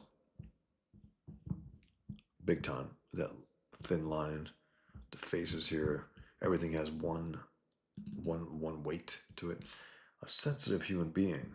So he kissed the guest, and then she says, "Zax un Zax un Zax un Zax." She's out. You see her skin go from normal to white. She's gone. So many, and they're all so young. He can't take on these cops. He can't overcome them. And then Robin comes up, ace the cloak. I guess the cloak's a noise as well because no one noticed until it was right overhead. How? Whatever. Even though this was done in the '80s, it projected into the 2000s. It projected what years later it might be. It was 86, 87. It projected to what maybe late '90s or 2000 projecting. Um, Damn it, guys! I have a problem with these damn things. Batman's just looking like, whoa, that's the ink by Miller, you could tell. And Yindel is shooting at Batman. Lucky old man. He's like, lucky old man. And then the cops are outside. Commissioner, it's a Joker. He's killed somebody. We're going in. Bet your ass we're going in. What the hell? And you have that little toy baby comes up, goes a whoper, whoosh, breaks his neck. And Batman's getting away from the cops here. And they're shooting that landing tire, and he gets in. Boosters, boosters, what? Peel. She changed it to peel. Full speed to the cave. We'll switch to the cycle. I'm not fired. You're not fired. That's good stuff. And then you have this incredible image here of the Joker looking at his horrific handiwork. And so many smiles, so many faces, all the same, riding that living bomb who poisoned everyone to death. And then you have Lola Chong, Joker free, hundreds dead after this. And then you got some more great dialogue, a great inner monologue from Superman, and a great drawing here of Frank Miller, Superman. They'll kill us if they can, Bruce. Every year they grow smaller. Every year they hate us more. We must not remind them that giants walk the earth. Great stuff, man. Epic. All right. Let's read some more comments here.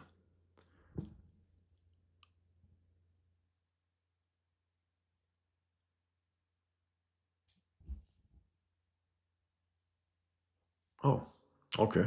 Very, very few comments. So I'll just go back. Um, I miss smoking in comics. LL.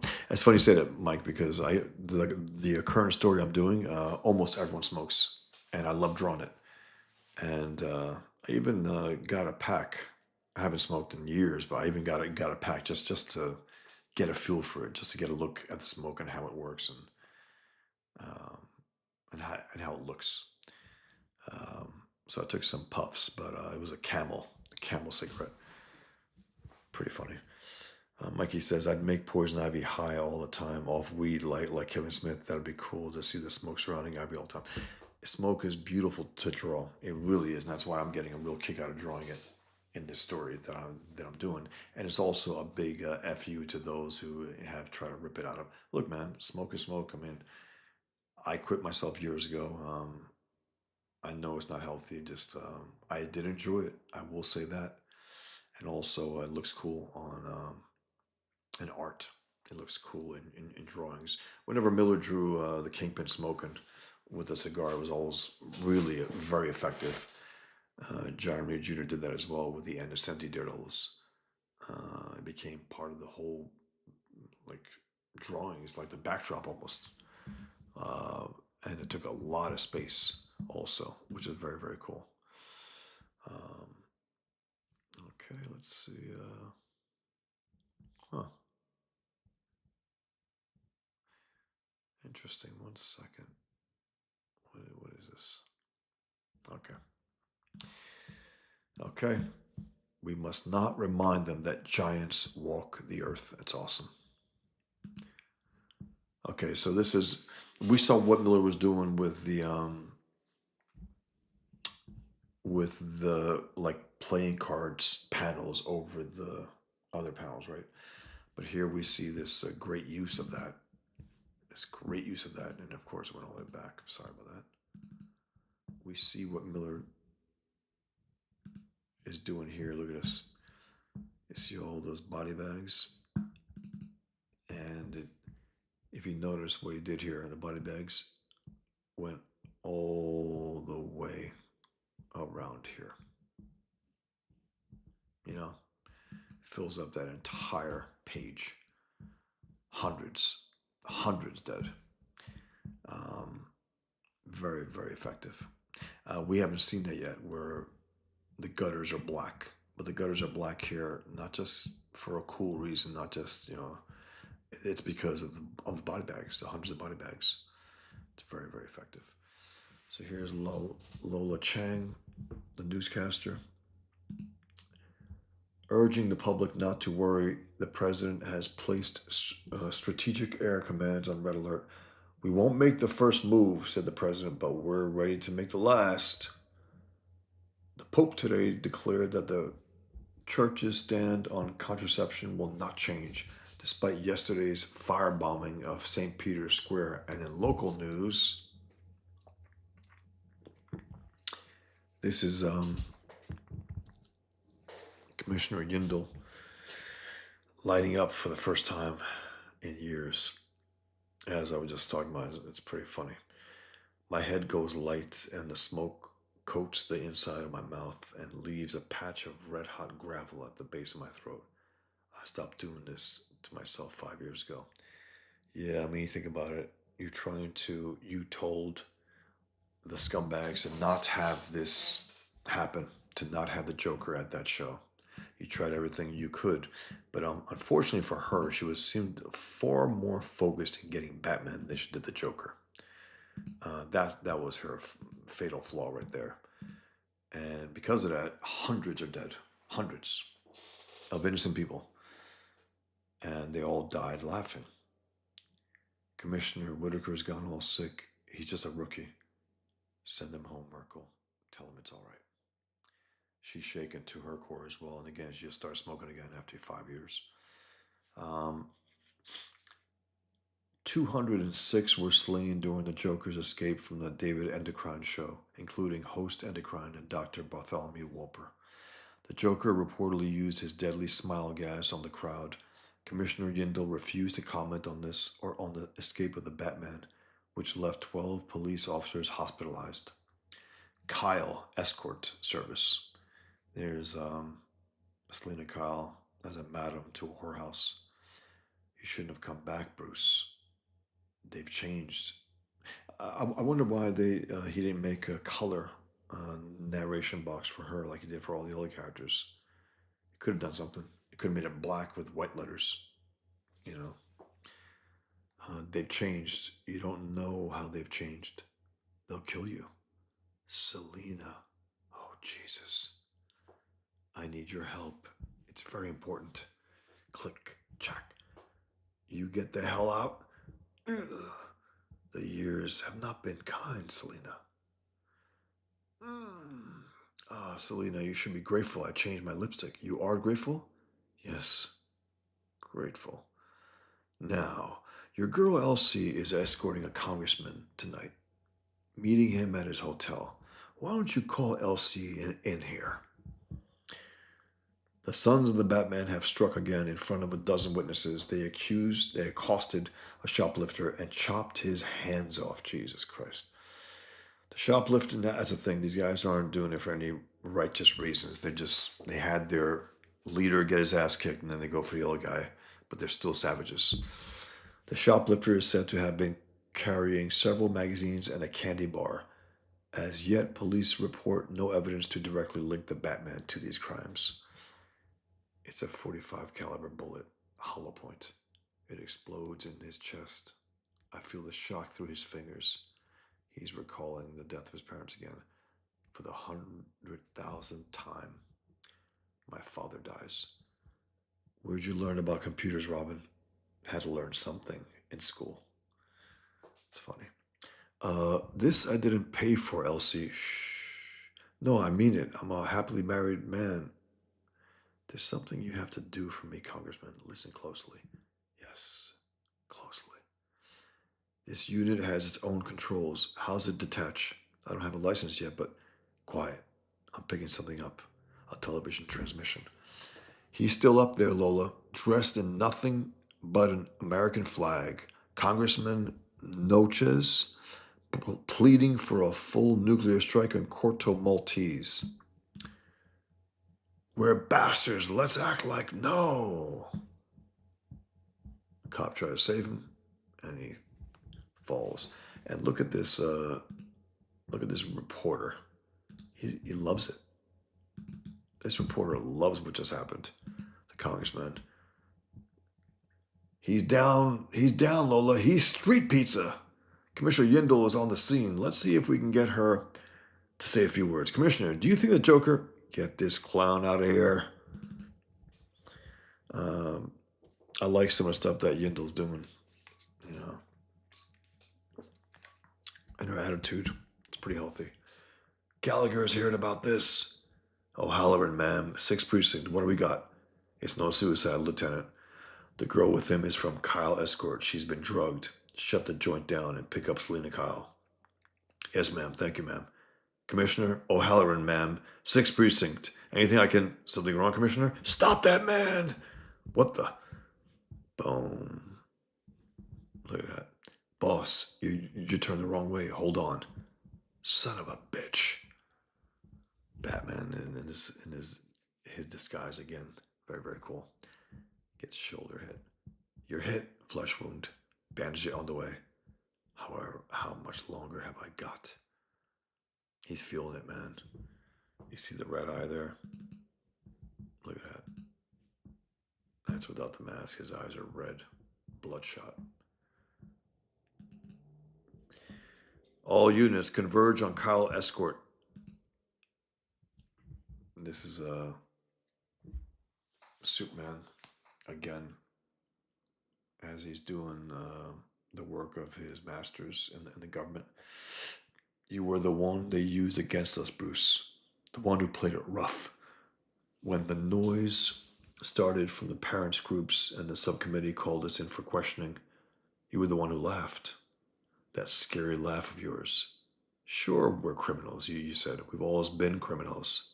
We have to be criminals.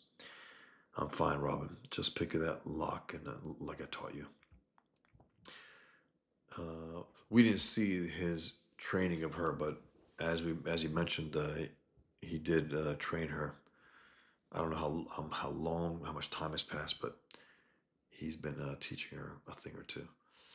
Just came over the horn. I love when Miller does the flying cars. You know, I just love that.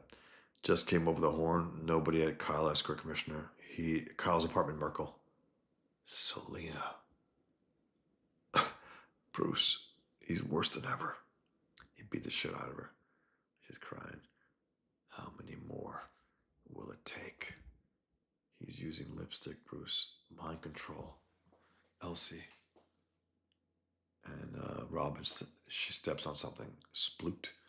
Had Elsie use it on that congressman. That's why he... Easy. My God, Mary. She's with the governor. Boss, I got something. Cotton candy. Cotton candy. The county fair. Thousands. And again, this is back and forth between Miller and Jansen. Miller did this. Jansen did this. Miller did that. Miller did this. Jansen did this. It's so funny. You could tell Miller inked this. He's not looking too good. And Robin says, county. Half my friends will be there. And then he just flashes himself when he's young. How many more until I finally do it? And he kisses Selena. She says, don't take the girl. He'll, she's trying to warn. Police are right on top of us, Robin. Bring the wing in close. On it.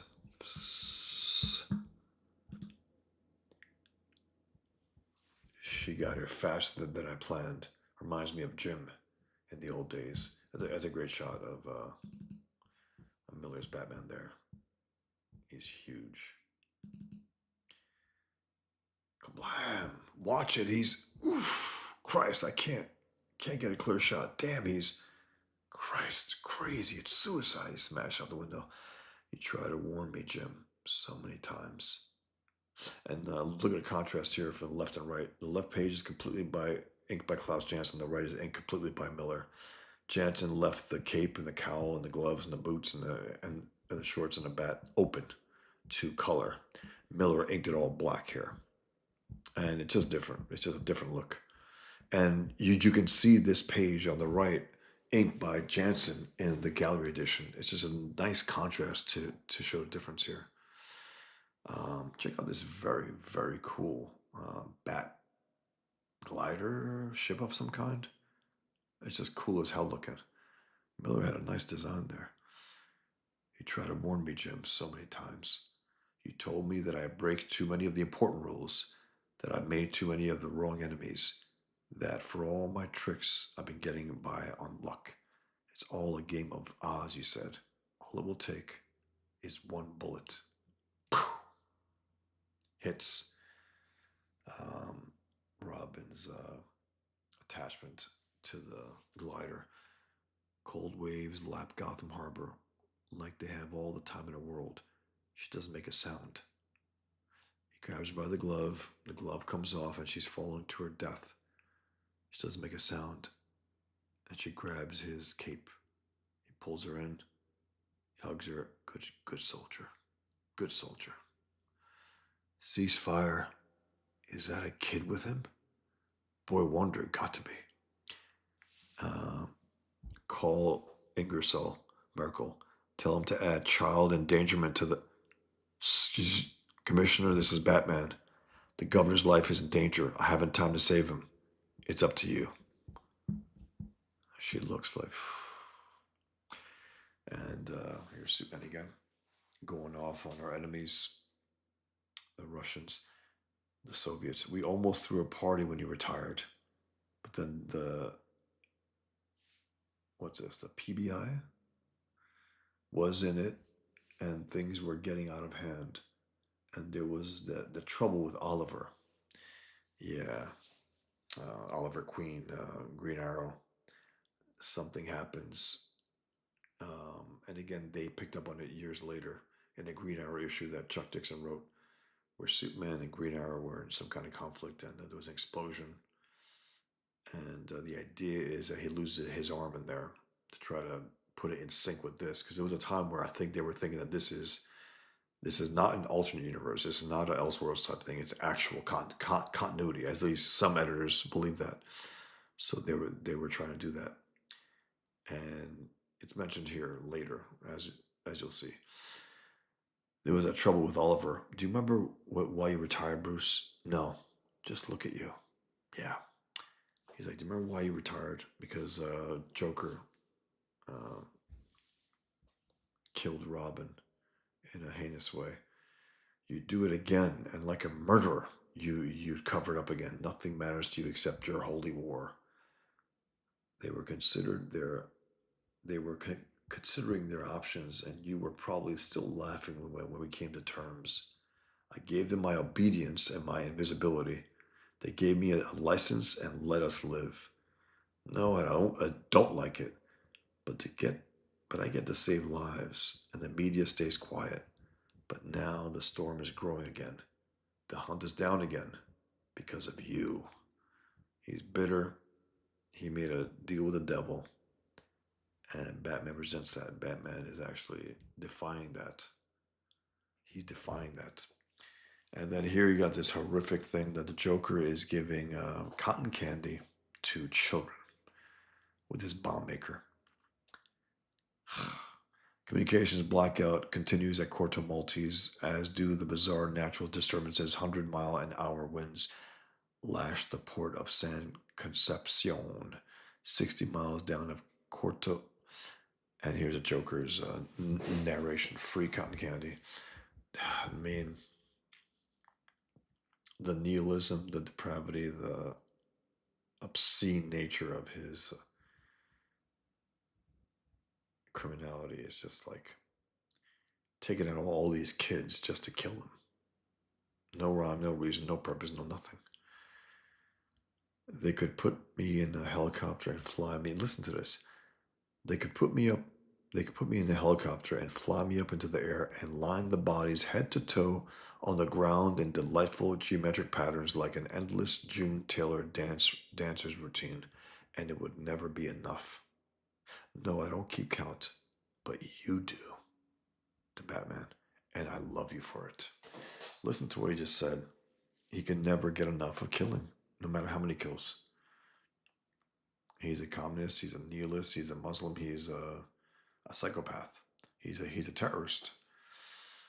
Pentagon Chief General Lucius Lockheed confirms that Strategic Air Command stands at DEFCON 3, a heartbeat from deployment. We're primed, says Lockheed. Apprehended while trying to poison the Gotham Reservoir were four members of the mutant gang. Their skin was painted chalk white, their hair dyed green. Yeah. These guys are psychopaths just following this guy and that guy, whoever's hot at the moment.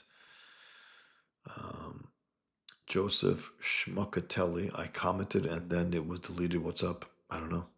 I can't say. I didn't do anything. I'm reading this. Mikey Getz says, yeah, Zero Year was Scott Snyder. Used to like him, but Zero Year is the worst thing he's done, and Riddler is my favorite villain ever. I remember he tried to do something epic, grand with the Riddler. It sucked. I don't remember it being memorable. I don't remember him being great in there. He really tried to, I don't know, overdo it. Like, I'm gonna out Miller. No, no, nope. And I think he was talking about something along the lines of Miller, like that's his standards. Like, Miller is smart enough, talented enough to not try to show that in, how can I put it, in ways that are not servicing the story. It's very simple, it's very direct. We understand what's going on. You don't need to try to be overly clever. You don't need to try to, you know, outthink the reader, or just tell a damn story and tell it straight. And have the intelligence be part of the telling of the story, not on the surface of it to try to say, look how clever and smart I am. No, no. That's for stupid people. That's what stupid people do.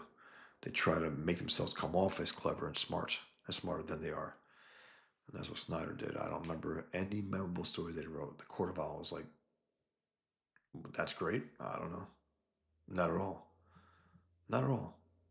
A mass group of people who, generations and generations that were there before everyone else, like, okay, where were they prior to this?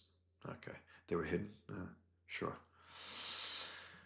Anyway, so look at what the Joker did. He just killed these kids for the fuck of it. Just slaughtered that entire squad of Boy Scouts.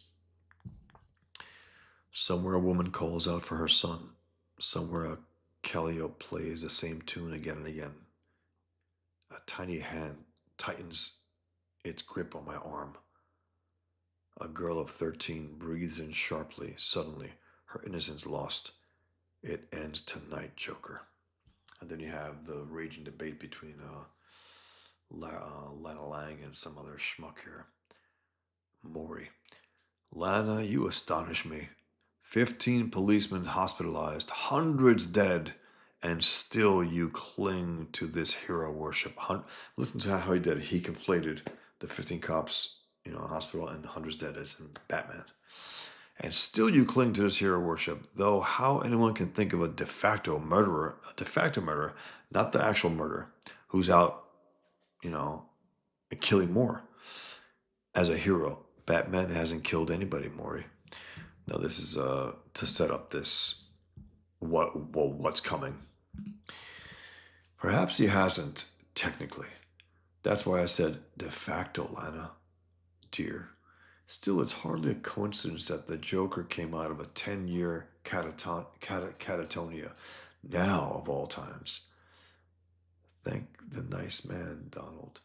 I want that kind. I want the kind that talks. Piss off, that little bomb. The wise ass bomb. Bat. There's a bat heading our way. Sorry, boss. What the hell? Check this out also here, guys. Look at this huge bat flying over the dead there. Batman with that bat contraption thing he has. Boss, there's a bat heading our way. It's big. It's him. I'll make sure the bomb goes off. Bomb? Did he say? I heard. What? What are they? Hey, up there, it's Bobby. Hey, it's Batman. Right, right. Boss, it's one of those. It's loaded, Robin. Let it get close. Wait for my order. Oh my god, oh my god, it's. Oh my god. Boom! And then the Joker, the fruity Joker says, darling. Very effective there. The dead eyes, the yellow eyes, the contrast with the white skin. And of course, the green hair. But it's a very done in nice texture. It's a great shot here. Look at this. Can you see it, Joker? Feels to me like it's written all over my face. I've lain awake nights planning it, picturing it. Endless nights, considering every possible method, treasuring each imaginary moment. From the beginning, I knew that there's nothing wrong with you that I can't fix with my hands.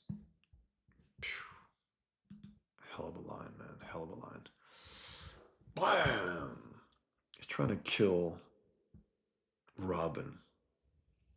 He's trying to shoot her dead. And again, a little Klaus Janson here, a little Miller here. Back and forth, back and forth. You could tell. Miller's is Batman is all in black. Klaus's is pretty much open in gray. Got a gun. Oh God, run! It's oh God. He punctures that thing, pulls it in. A smoke bomb. I should have known. No, Joker. You're playing the wrong game, the old game. Tonight you're taking no hostages. Thunk, thunk, thunk, thunk. Oh! Gets him right in the eye. Tonight I'm taking no prisoners. Blam! Out of your mind. The Joker of all people. Out of your mind. Here's Maury. Check the statistics, Lana dear. Heck, if you toss in the victims of his fan club, the Batman-related body count is up there with a minor war. It is a war, Maury, though he seems to be the only one with the balls enough to fight it. Who gave this thug the right to declare martial law, Last I heard, that takes an act of Congress. Billy, Gun Billy, can't believe I'm doing this. Oh, real cool, like all fan. Like Goodyear there, won't dust me before the doll does the maximum flash. It's so funny, her lingo. Tick, tick, tick, tick, tick. Blam! That fat pig's trying to shoot her also. He's trying to murder this kid. Like for this, I missed the gym finals. Child endangerment is the latest charge against the Batman, reports Police Commissioner Relations Director Louis Gallagher. Batman has been cited using a young boy. So funny, they assume because of his, historically that it's Robin, a boy. It's the girl wonder. As a shield against police gunfire. Oh, Jesus Christ. Batman has been cited using a young boy as a shield against police gunfire. Listen to that. It sounds like, goddamn it. It sounds like the media for Israel and Hamas. Blaming Israel for everything. Hamas, nothing. As a shield against police gunfire. Coming up, Commissioner Yindel saves the governor from literally strangling himself with red tape. Hey, what? What the? It's House of Mirrors. Got a gun.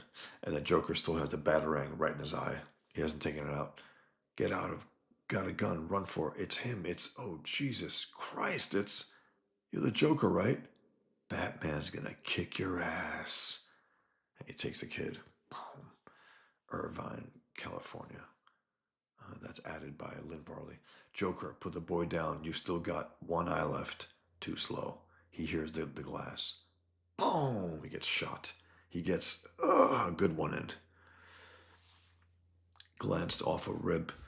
This is all Miller right here. All inking by Miller. At least from this panel on. Starting to get a little sloppy here, a little unwieldy. The body, the faces, yeah, starting to lose a little of the good representation that he had in issue 1. But again, the story's so good.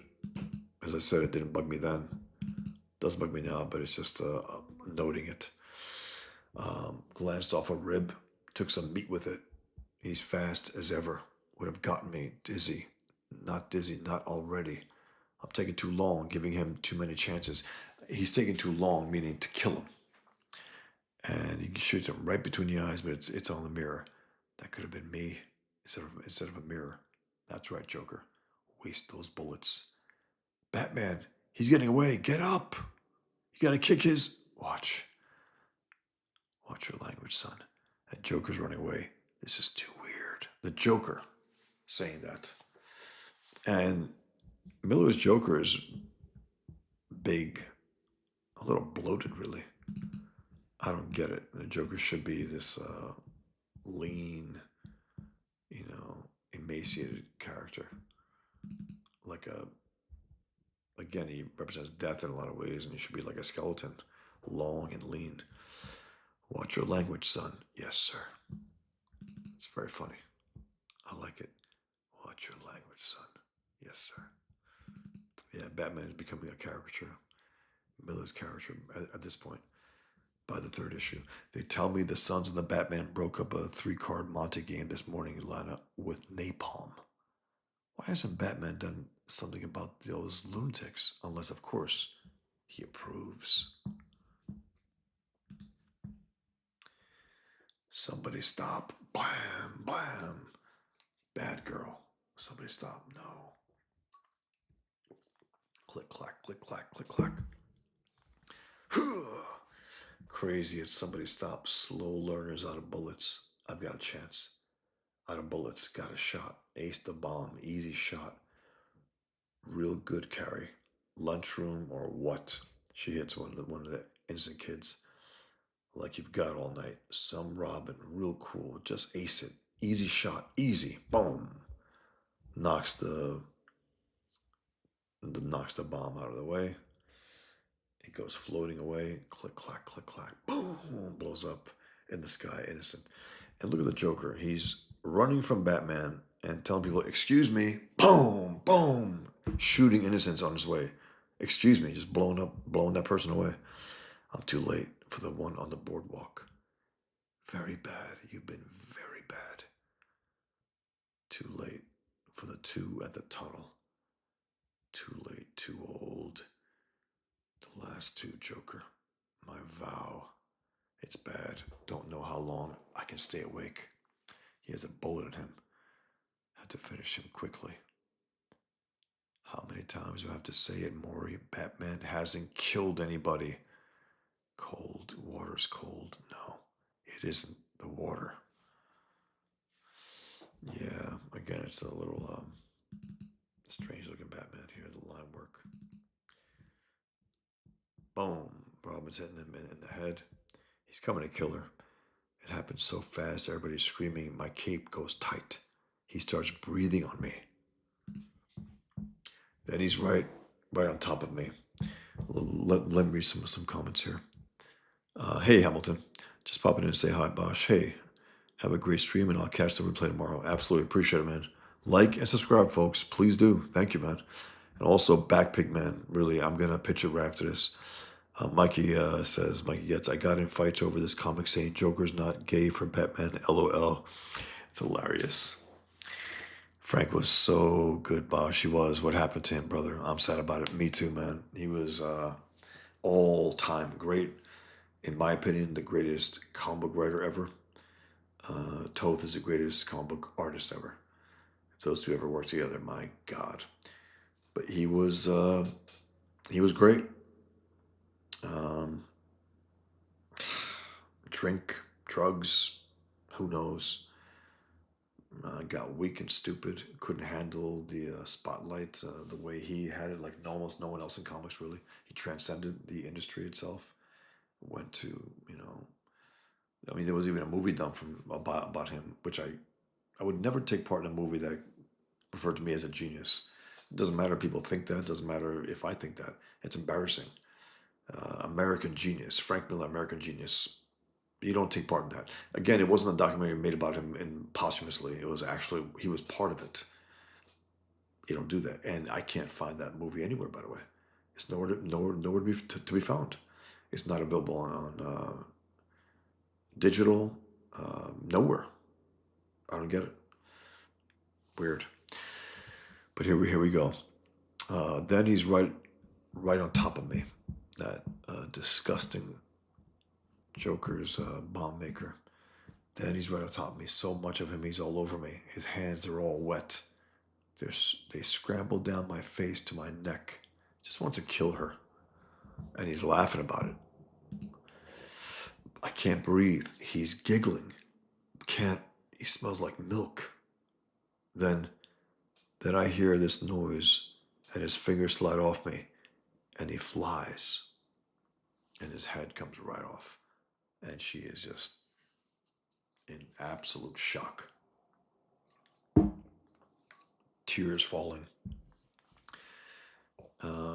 This is back to Jansen on the left. It's all Miller on the right. A gun is a coward's weapon, a liar's weapon. We kill too often because we made it easy, too easy. Is this Miller doing gun control bullshit? It's possible.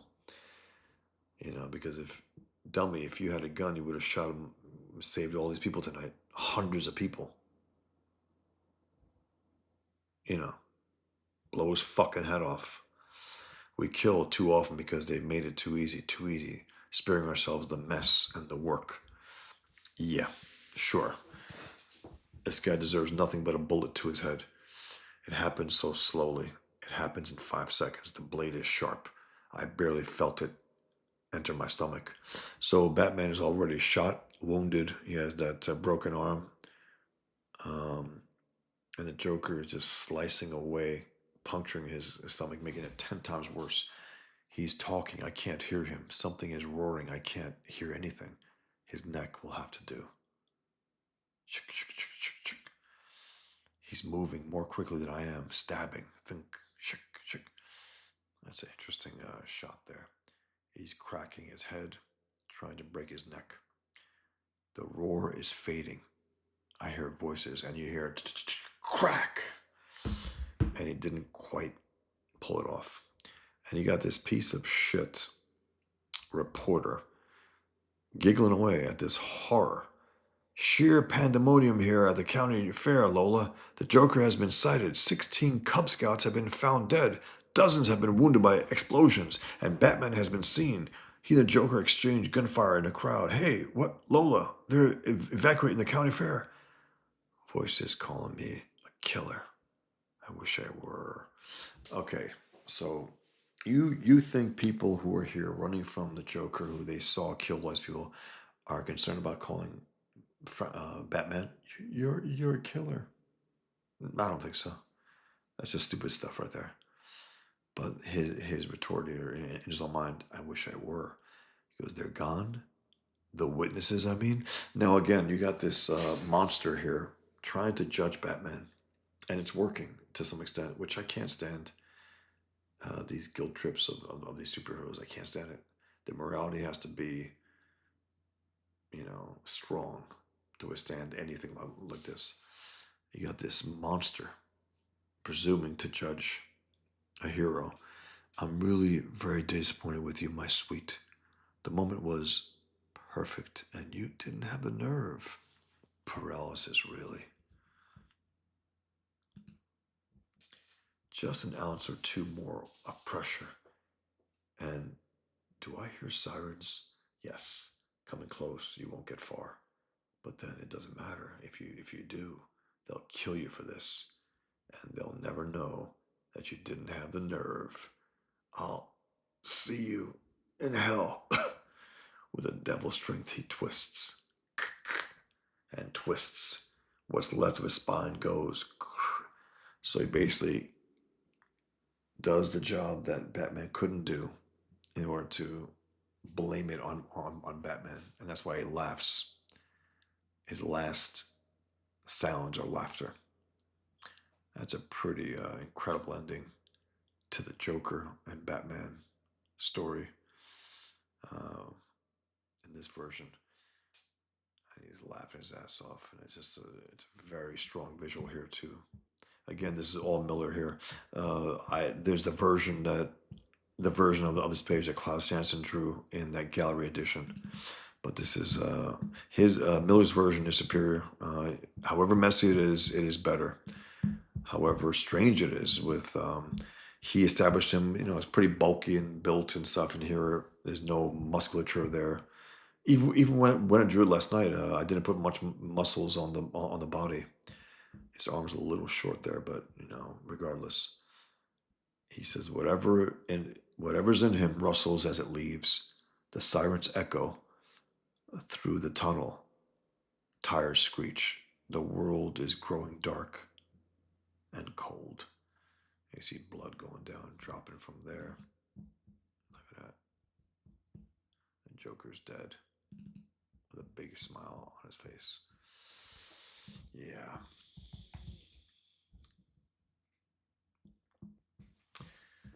Okay. Rachel Brinkley, person, turquoise, waving, face green, smiling. I don't see if it's supposed to be an emoji. Sorry. Um, Dang, that is some crowded panel work. Face, fuchsia, tongue out. Yeah, it's a 16 panel grid, Rachel, and that was what he. It's such a dense story, so much going on, all at the same time, and I understand that. I mean, it works. Um, I'm more or less doing that with my current project as well, even though a lot of the panels that are expanded are top to bottom, and of course, wide when I have to. Something that just fit better there. Um, Mikey says, I want Bosch to play video games for the good stories. Is Spider-Man and Batman Arkham? I um I don't really play video games. I liked them, back in the day, but and I'm not against them. I just don't. Maybe I know myself, and I don't want to be caught up with certain things. I have a little obsessive personality, addictive personality to some extent. I want to keep it pretty simple. I got my books, I got my stories, I got my art, I got my pages, I got my work to do. Mikey says, nah, Mass Effect, I got lost in LOL as soon as they gave me a car. I have played all 4 games. All right, guys. Thanks for being here. I'm going to pitch Pigman to those of you who haven't gotten it yet. I would really appreciate your support. It is closing this week. It's your last chance to get Pigman in crowdfund mode. And after that, it'll be in the secondary market. Whoever wants to sell it as much as they can. Sell it for on eBay and so on, and I will be selling copies. I get a nice stack of extra copies on my store. No problem. Yeah, it just doesn't show up here on my platform, the one that I use to stream, Rachel. I would like to see what you intend, but it just doesn't show up here, whatever reason. Um, I guess if I watch the stream on, I actually had to turn off my phone. I didn't want any distractions here, but I do appreciate you guys being here. Thank you very much. And I'm going to pitch Pigman to those of you who haven't backed it. And I'm not going to why haven't you backed it? Hey, I get it. Some people back it, some people don't, but I really want to try to encourage you to back it. I want to try to persuade you to back it. So I'm going to make a pitch here and try to sell it to you. Here we go. I come from a Muslim background. My name is Bosch, and I'm a recovered Muslim. Those were the first words in my first speech in 2011 in California. I was there, and I said, my name is Bosch, and I'm a recovered Muslim. And the audience, hello, Bosch, it's pretty funny. So my name is Bosh. I'm a recovered Muslim, and post 9/11, I was in the middle of drawing. I had finished writing, and I was in the middle of drawing my first book, Table for One. I've been going to school, the School of Visual Arts, for a while. I was in New York the night before. Every time I walked to my school, the School of Visual Arts, you see the Twin Towers every single time. And I can't say I saw it that night. I know it was always there. I mean, there's no reason to keep looking at it, right? And it rained like hell that night as well. I do remember that. Got drenched. But I was in the middle of drawing my first book, and atrocity happens, and I thought about putting that book aside and just scrapping it, Table for One, and just diving headlong into this story and reading the Quran and confirming my suspicions that those who flew the planes and the towers were actually devout Muslims and not the alleged deviants that we always were told that they were, the extremists and what, all that bullshit, right? No, they were as devout as can be. They were the true believers. They did what the Quran actually demands of all Muslims to do: kill, convert, and so on. So I started thinking about this enemy, the horrors that they commit, and what they deserved in terms of to face them down. And I thought about Captain America first. I did. I was an amateur cartoonist, just doing my first book, and first of all, even if I was good enough, then Marvel would actually take me at that point. Um, they would never have let me have Captain America say and do what he had to say and do. He's a super soldier. I saw him killing these guys with his shield. They wouldn't let me do that. They make this super soldier turn into some pussy. It's like he just knocks out Nazis. It doesn't make sense. So after I realized, no, it's impossible. I wouldn't get in, and they wouldn't let me, and so on. Especially, I'm taking this on. So I started thinking about my background, what we consider to be a terrible thing in my upbringing, which was the pig, the most grotesque creature on earth that Muslims get sick of. If they eat bologna, they lose it. If they get the wrong bologna in the house, the person who bought it got their ass kicked, and so on. So I started thinking about pig, the pig that would work as an icon, um, as a motif. It's like, and then I had a eureka moment. I was like, pigskin leather, of course, pigskin leather to exploit the Islamic enemy's bigotry. That's the key right there. And when I started thinking of that, I started drawing Pigman. The first drawing I made, I think, was him punching Osama bin Laden, similar to Captain America punching Hitler. He looked very different, Pigman, but that was the gist of it, to try to get back to that defiant fuck you to America's enemies and killing them on the page, if not in real life, and showing how they should be dealt with. So that happened, and I started thinking about it, and eventually turned to Pigman, and I've been doing it for years, over 20 years. Pigman had some form. He was out there on my blog. He was in a 2005, 20 years ago, the San Diego Comic Con. I used to go there regularly. I had a booth there. It was great. I loved conventions. I would love to go. If there's a comics convention, I'm there. Um, I would love to go. I mean, I really enjoyed pitching my comics to readers and talking to them, and loved it. So, 2005, I had this advertising sheet, I guess you can call it, an ad sheet. On one side, it had a pigman flying. He looked a little different than he ended up looking. He had a little pink on his mask and gloves, which did not work. And he had a black suit. And he had Jihadit on his chest instead of the what I ended up doing, which I'll explain to you. Instead of this, let me put it here actually. He had Jihadit on his chest instead of what ended up being this ribbon, like ribbon for terrible things that happen. September 11th, Twin Towers, September 11th, and also 9/11.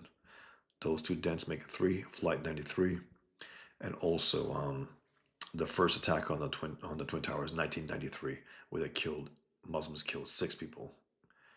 They bombed the basement, hoping that the towers would topple and kill 100,000 people. That's what these savages wanted. And think about that. That was 1993. 10 years later, you know, not exactly 10 years later, but 9 years later, 8 years later, they almost pulled it off. They did pull it off. Excuse me, and they weren't stopped. We allowed it to happen. We allowed them to get away with it. We allowed them to get a second chance. Never should have been the case. We allow them to do it. They can live with our deaths. This government of ours, this media of ours. They can't live with criticizing Islam. They can't live with condemning Islam. They can't live with this comic taking on Islam. But they could sure live with our deaths, thousands upon thousands, hundreds every single week across the world. Anyway, so and also, yeah, it's like a traditional S, like a Superman, and also he's a capitalist pig, like a suggestion of a dollar sign. Anyway, um, so yeah, that's what I was thinking.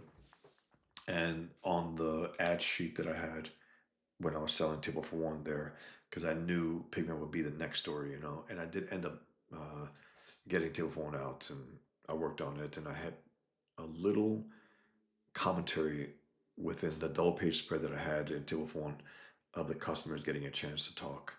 And I had some commentary about 9/11 that was alluding to what would come in a Pigman. Some funny dialogue and pro, con, and so on. Um, so I ended up doing Pigman, and I was drawing him in my blog 2005, 2006, and on until 2009 as I was studying Islam and jihad and trying to get this story locked down. Literally had a 1,000-page Bible of all these things that I studied, all my reactions to those, all my notes to those, and just ideas, story ideas, and doodles and sketches. And I ended up publishing a lot of the drawings as I was studying. I want to keep myself busy, creatively, visually entertained as I was doing all that. And on my blog. So I was publishing some on my blog. And 2009, I published what ended up being Prop Piganda, which is my book of collections of early ideas about what would end up being my Pigman comic. And it's Prop Piganda, as you can see. And it's 128 pages. It's literally 9 by 11 for obvious reasons. It's a few essays in there, and also it's images of the twin brothers, Killian Duke, Salam Duca, and their counterparts, Pigman and Super Jihad. And there's a lot of drawings of them in there. There are images in there that ended up being story points eventually. You can see those in early form. It's pretty cool and also it's the first print appearance of Pigman. I thought I ran out of them, and I recently moved, and I had 2 boxes at least, if not three. I think two, and so I have dozens of copies of this, and I added it to my campaign here, so you guys can check it out. It's a first print appearance of Pigman. If you're interested in having a first print appearance, this is at 2009. Prior to that, again, it was in the ad sheet. It was in my blog for years. But this is the first print appearance of Pigman. And then 2 years later, um, a year or 2 years later, late 2010, 2000, I think late 2010 is when I was getting it out there, issue one. And then the first print copies of that was 2017 until later 2015, I think. Um, the print copy is 2017. And then also the book that I mentioned here, Table for One, my first book, which garnered me interest from Alex Toth, the great Alex Toth, who I consider the greatest comic book artist of all time. And also, it got me nominations for the Russ Manning Most Promising Newcomer Award nomination. Russ Manning was a great artist. Magnus, the robot fighter. And also an Eisner Award, the Oscars of Comics, Will Eisner. Talent deserving of wider recognition. I didn't win them, but I was nominated. It's true. It is an honor, at least back then. Who knows now? Who knows what they reward now and award now? But back then, 2005, I would say so. And I remember one of the person involved with the Eisners called me, and I found it curious. He goes, "Are you Bosch Fawston?" I said, "Yes." He goes, "I just wanted to talk to someone with the name Bosch Fawston." He goes, "Is this your first work?" I said, "Yes." He goes, "Is it really your first work?" I said, "Yeah." He was like taken aback that it was my first work. I mean, I'll take that as a compliment, I guess. I wanted to start with a bang. I wanted to start with something different also.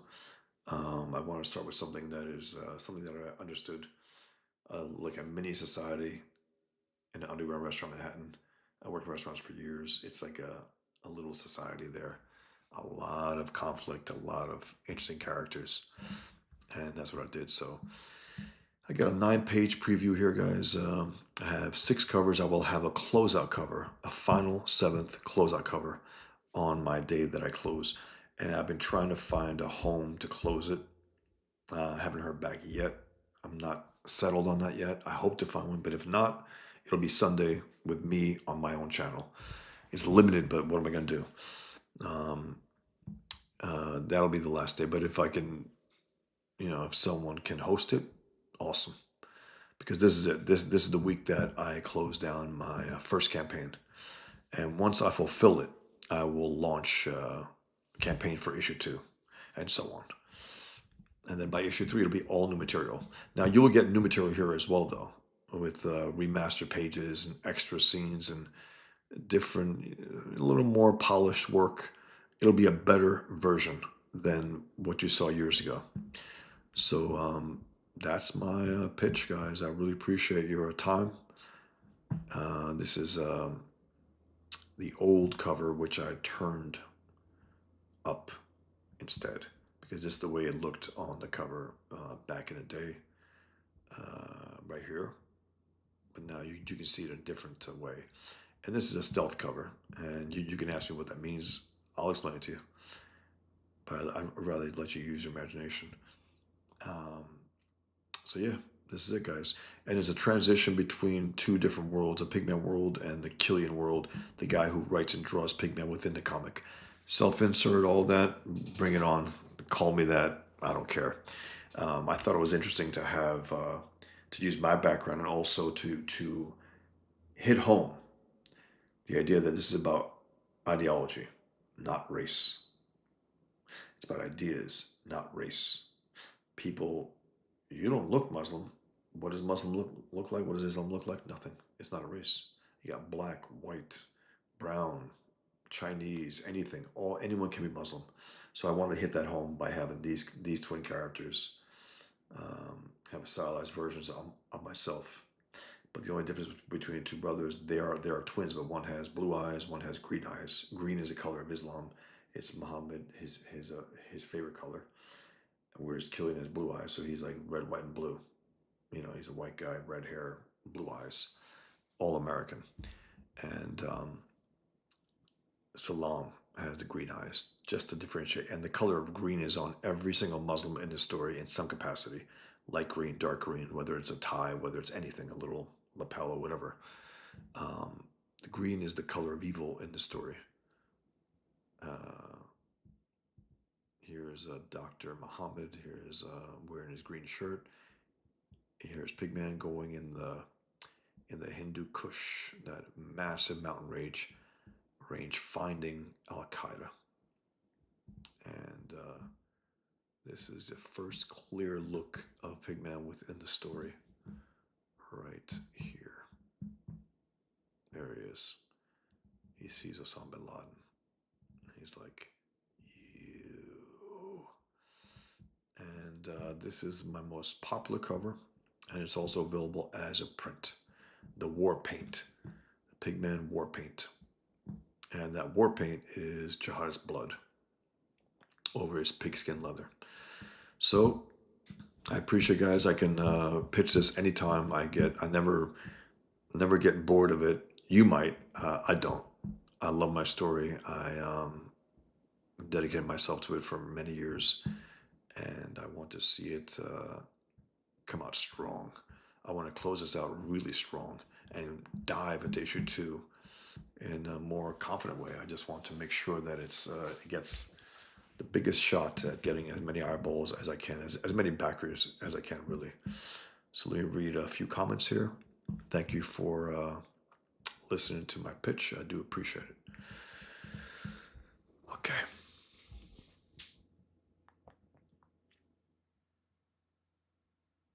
Wraith Child. Hey, looking forward to getting my hands on my two copies. Thanks, man. Appreciate that. Thanks for backing it. And again, if you haven't backed it, guys, please consider backing it. Check it out. I will guarantee you this: there's nothing like it out there. Nothing like it out there. If you want something different, back Pigman. I would really appreciate your support. I need your support. I want this out there in a big way. Um, Rachel says she's a former legacy Catholic. When I was like 10, I seen the BS of religion. Yeah, I was in my mid-teens when I just called it quits on Islam. And it wasn't anything, again, it wasn't a hard break about any mujahideen, jihadists, or anything, any attack. It was just the fundamental dishonesty, the stench of dishonesty from everyone around me, from the religion itself and the people who claim to support it.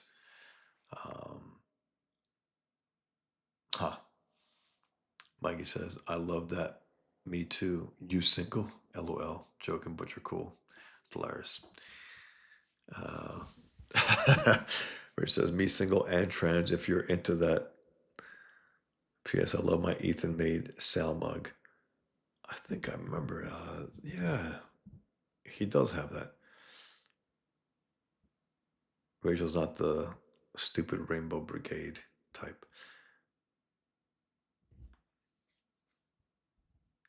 Mikey gets, you ever going to go to cons, Bosch? I loved going to cons, Mikey. I went to a good number of them over the years. And the regular ones that I went to a number of times outside of these, but it was Mocha in Manhattan. It was SPX in Maryland and the San Diego Comic Con for a good number of years. And I loved having a booth. I loved selling my work. I loved talking to potential customers and, engaging with them and also just pitching them my comics and selling them, making a good profit and having fun and talking to cartoonists and having a time to, after the convention, you go and hook up with all your friends and cartoonists. You can talk about comics or anything for hours upon hours. Really, really fun. And it stopped cold at a certain point when I believed that I was bringing a little too much heat to it. I didn't want to um, endanger others by just being there. So after the death threats got a little out of control, I think it had to. Yeah, but I would love to, you know, get a chance to go to another convention. We'll see.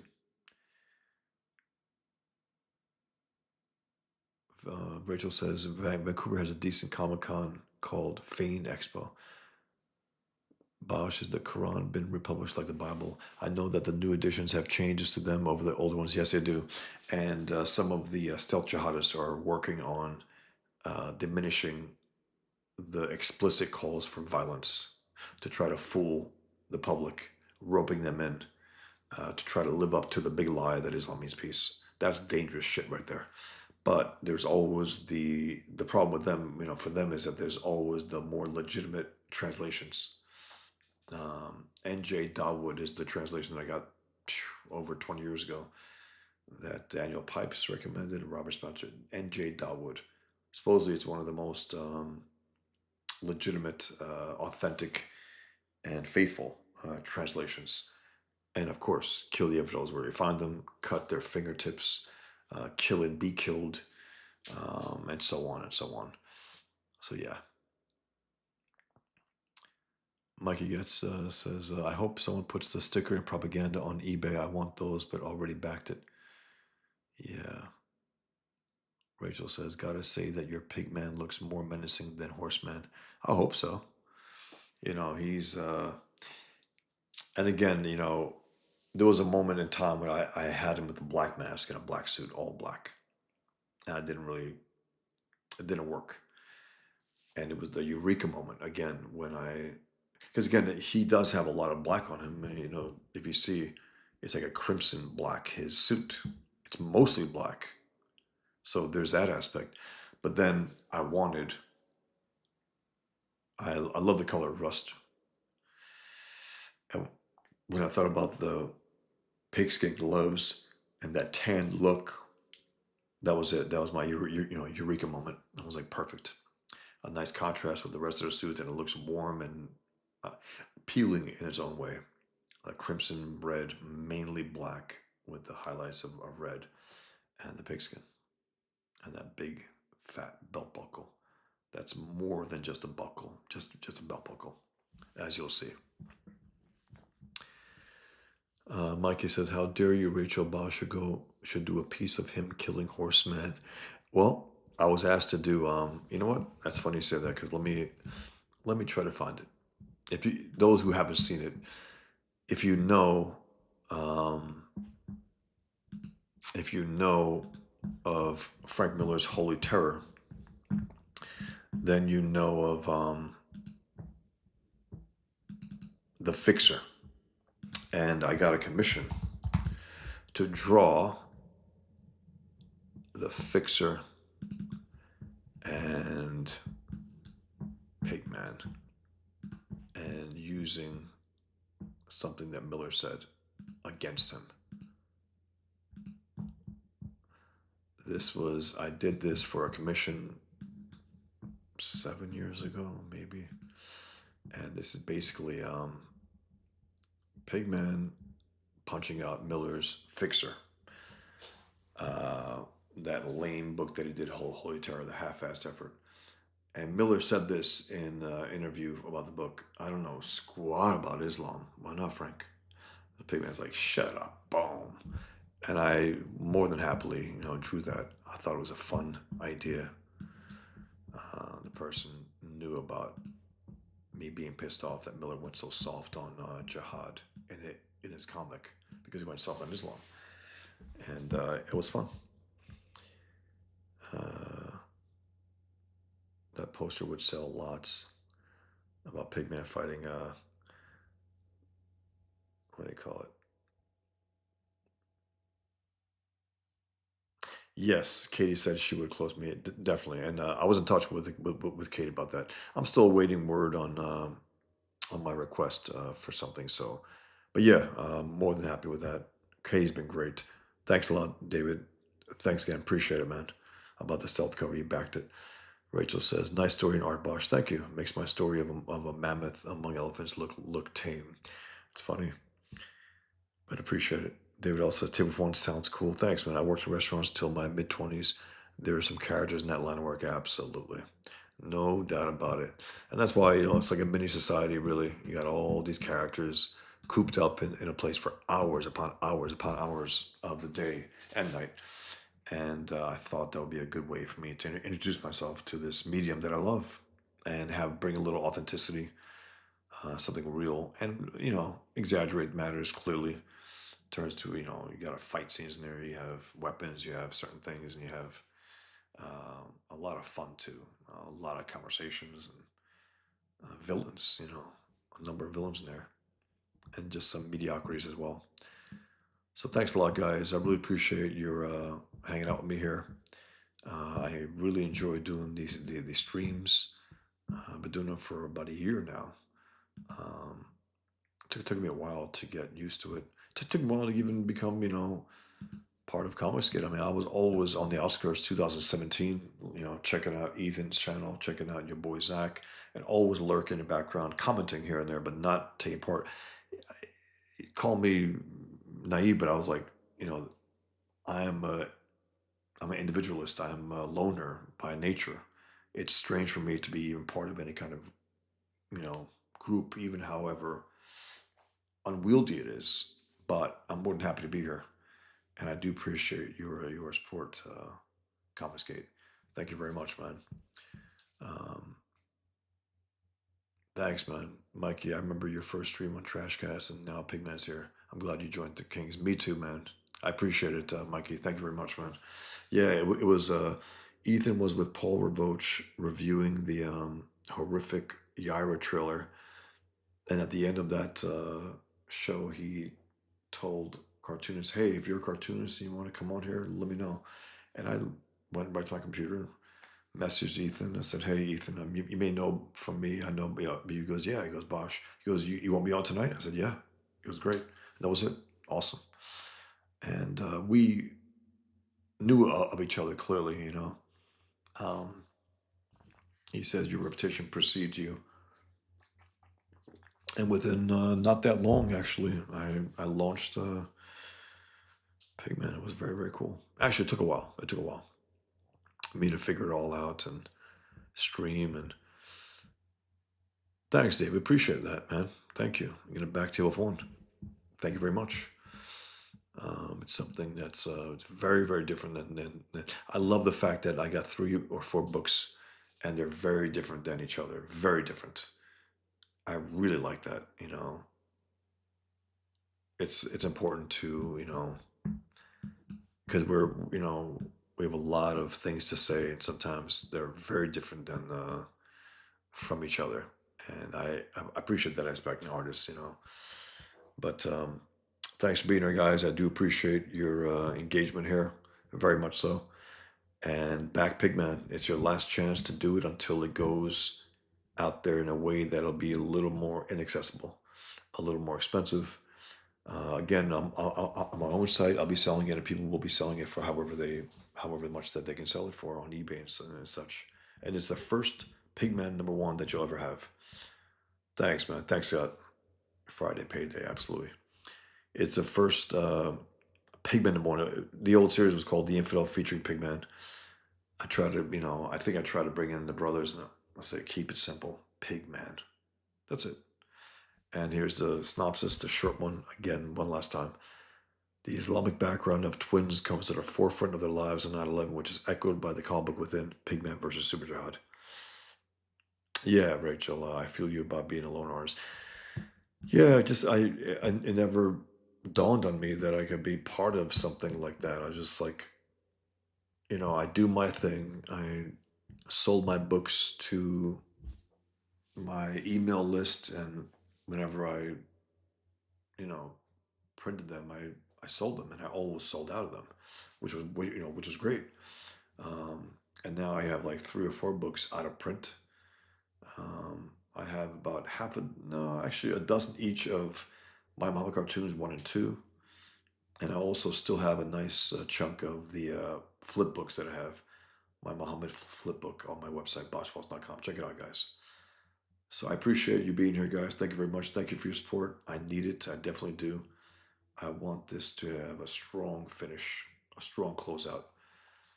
Thank you very much, guys. Take care. Be well. Until next time. I have one more part of this review. By the way, guys, for the life of me, I cannot find my 5-part Daredevil Man Without Fear review that I did. Um, Not in my files, nowhere. It's on my old YouTube channel, Bosch Fawcett. So if you're interested in checking it out, you got to check it out there because I can't upload it onto my new channel, unfortunately. I don't know what the hell happened. I didn't delete them. So maybe I'll redo it. Maybe. We'll see.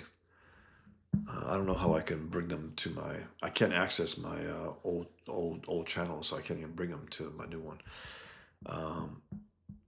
Rachel, it is nice to meet other loner artists. Thanks, man. Good night, David. That's in my liked videos. Yeah, I mean, it was really fun, great series. Now, I want that. Sorry, my printer's cleaning itself. I want that series, The Man Without Fear, as an artist edition. Out of all the John Reed Jr. stories and comics, that's the one that I would love to see because they had extra scenes, pencils that were never published, and so on. Seeing the original art, seeing Al Williamson's inks, beautiful stuff, and it's just really well told and well drawn. Great storytelling by both Miller and Romita Jr. So, all right, guys, thanks again. Appreciate it, guys. You take care. Until next time, thank you.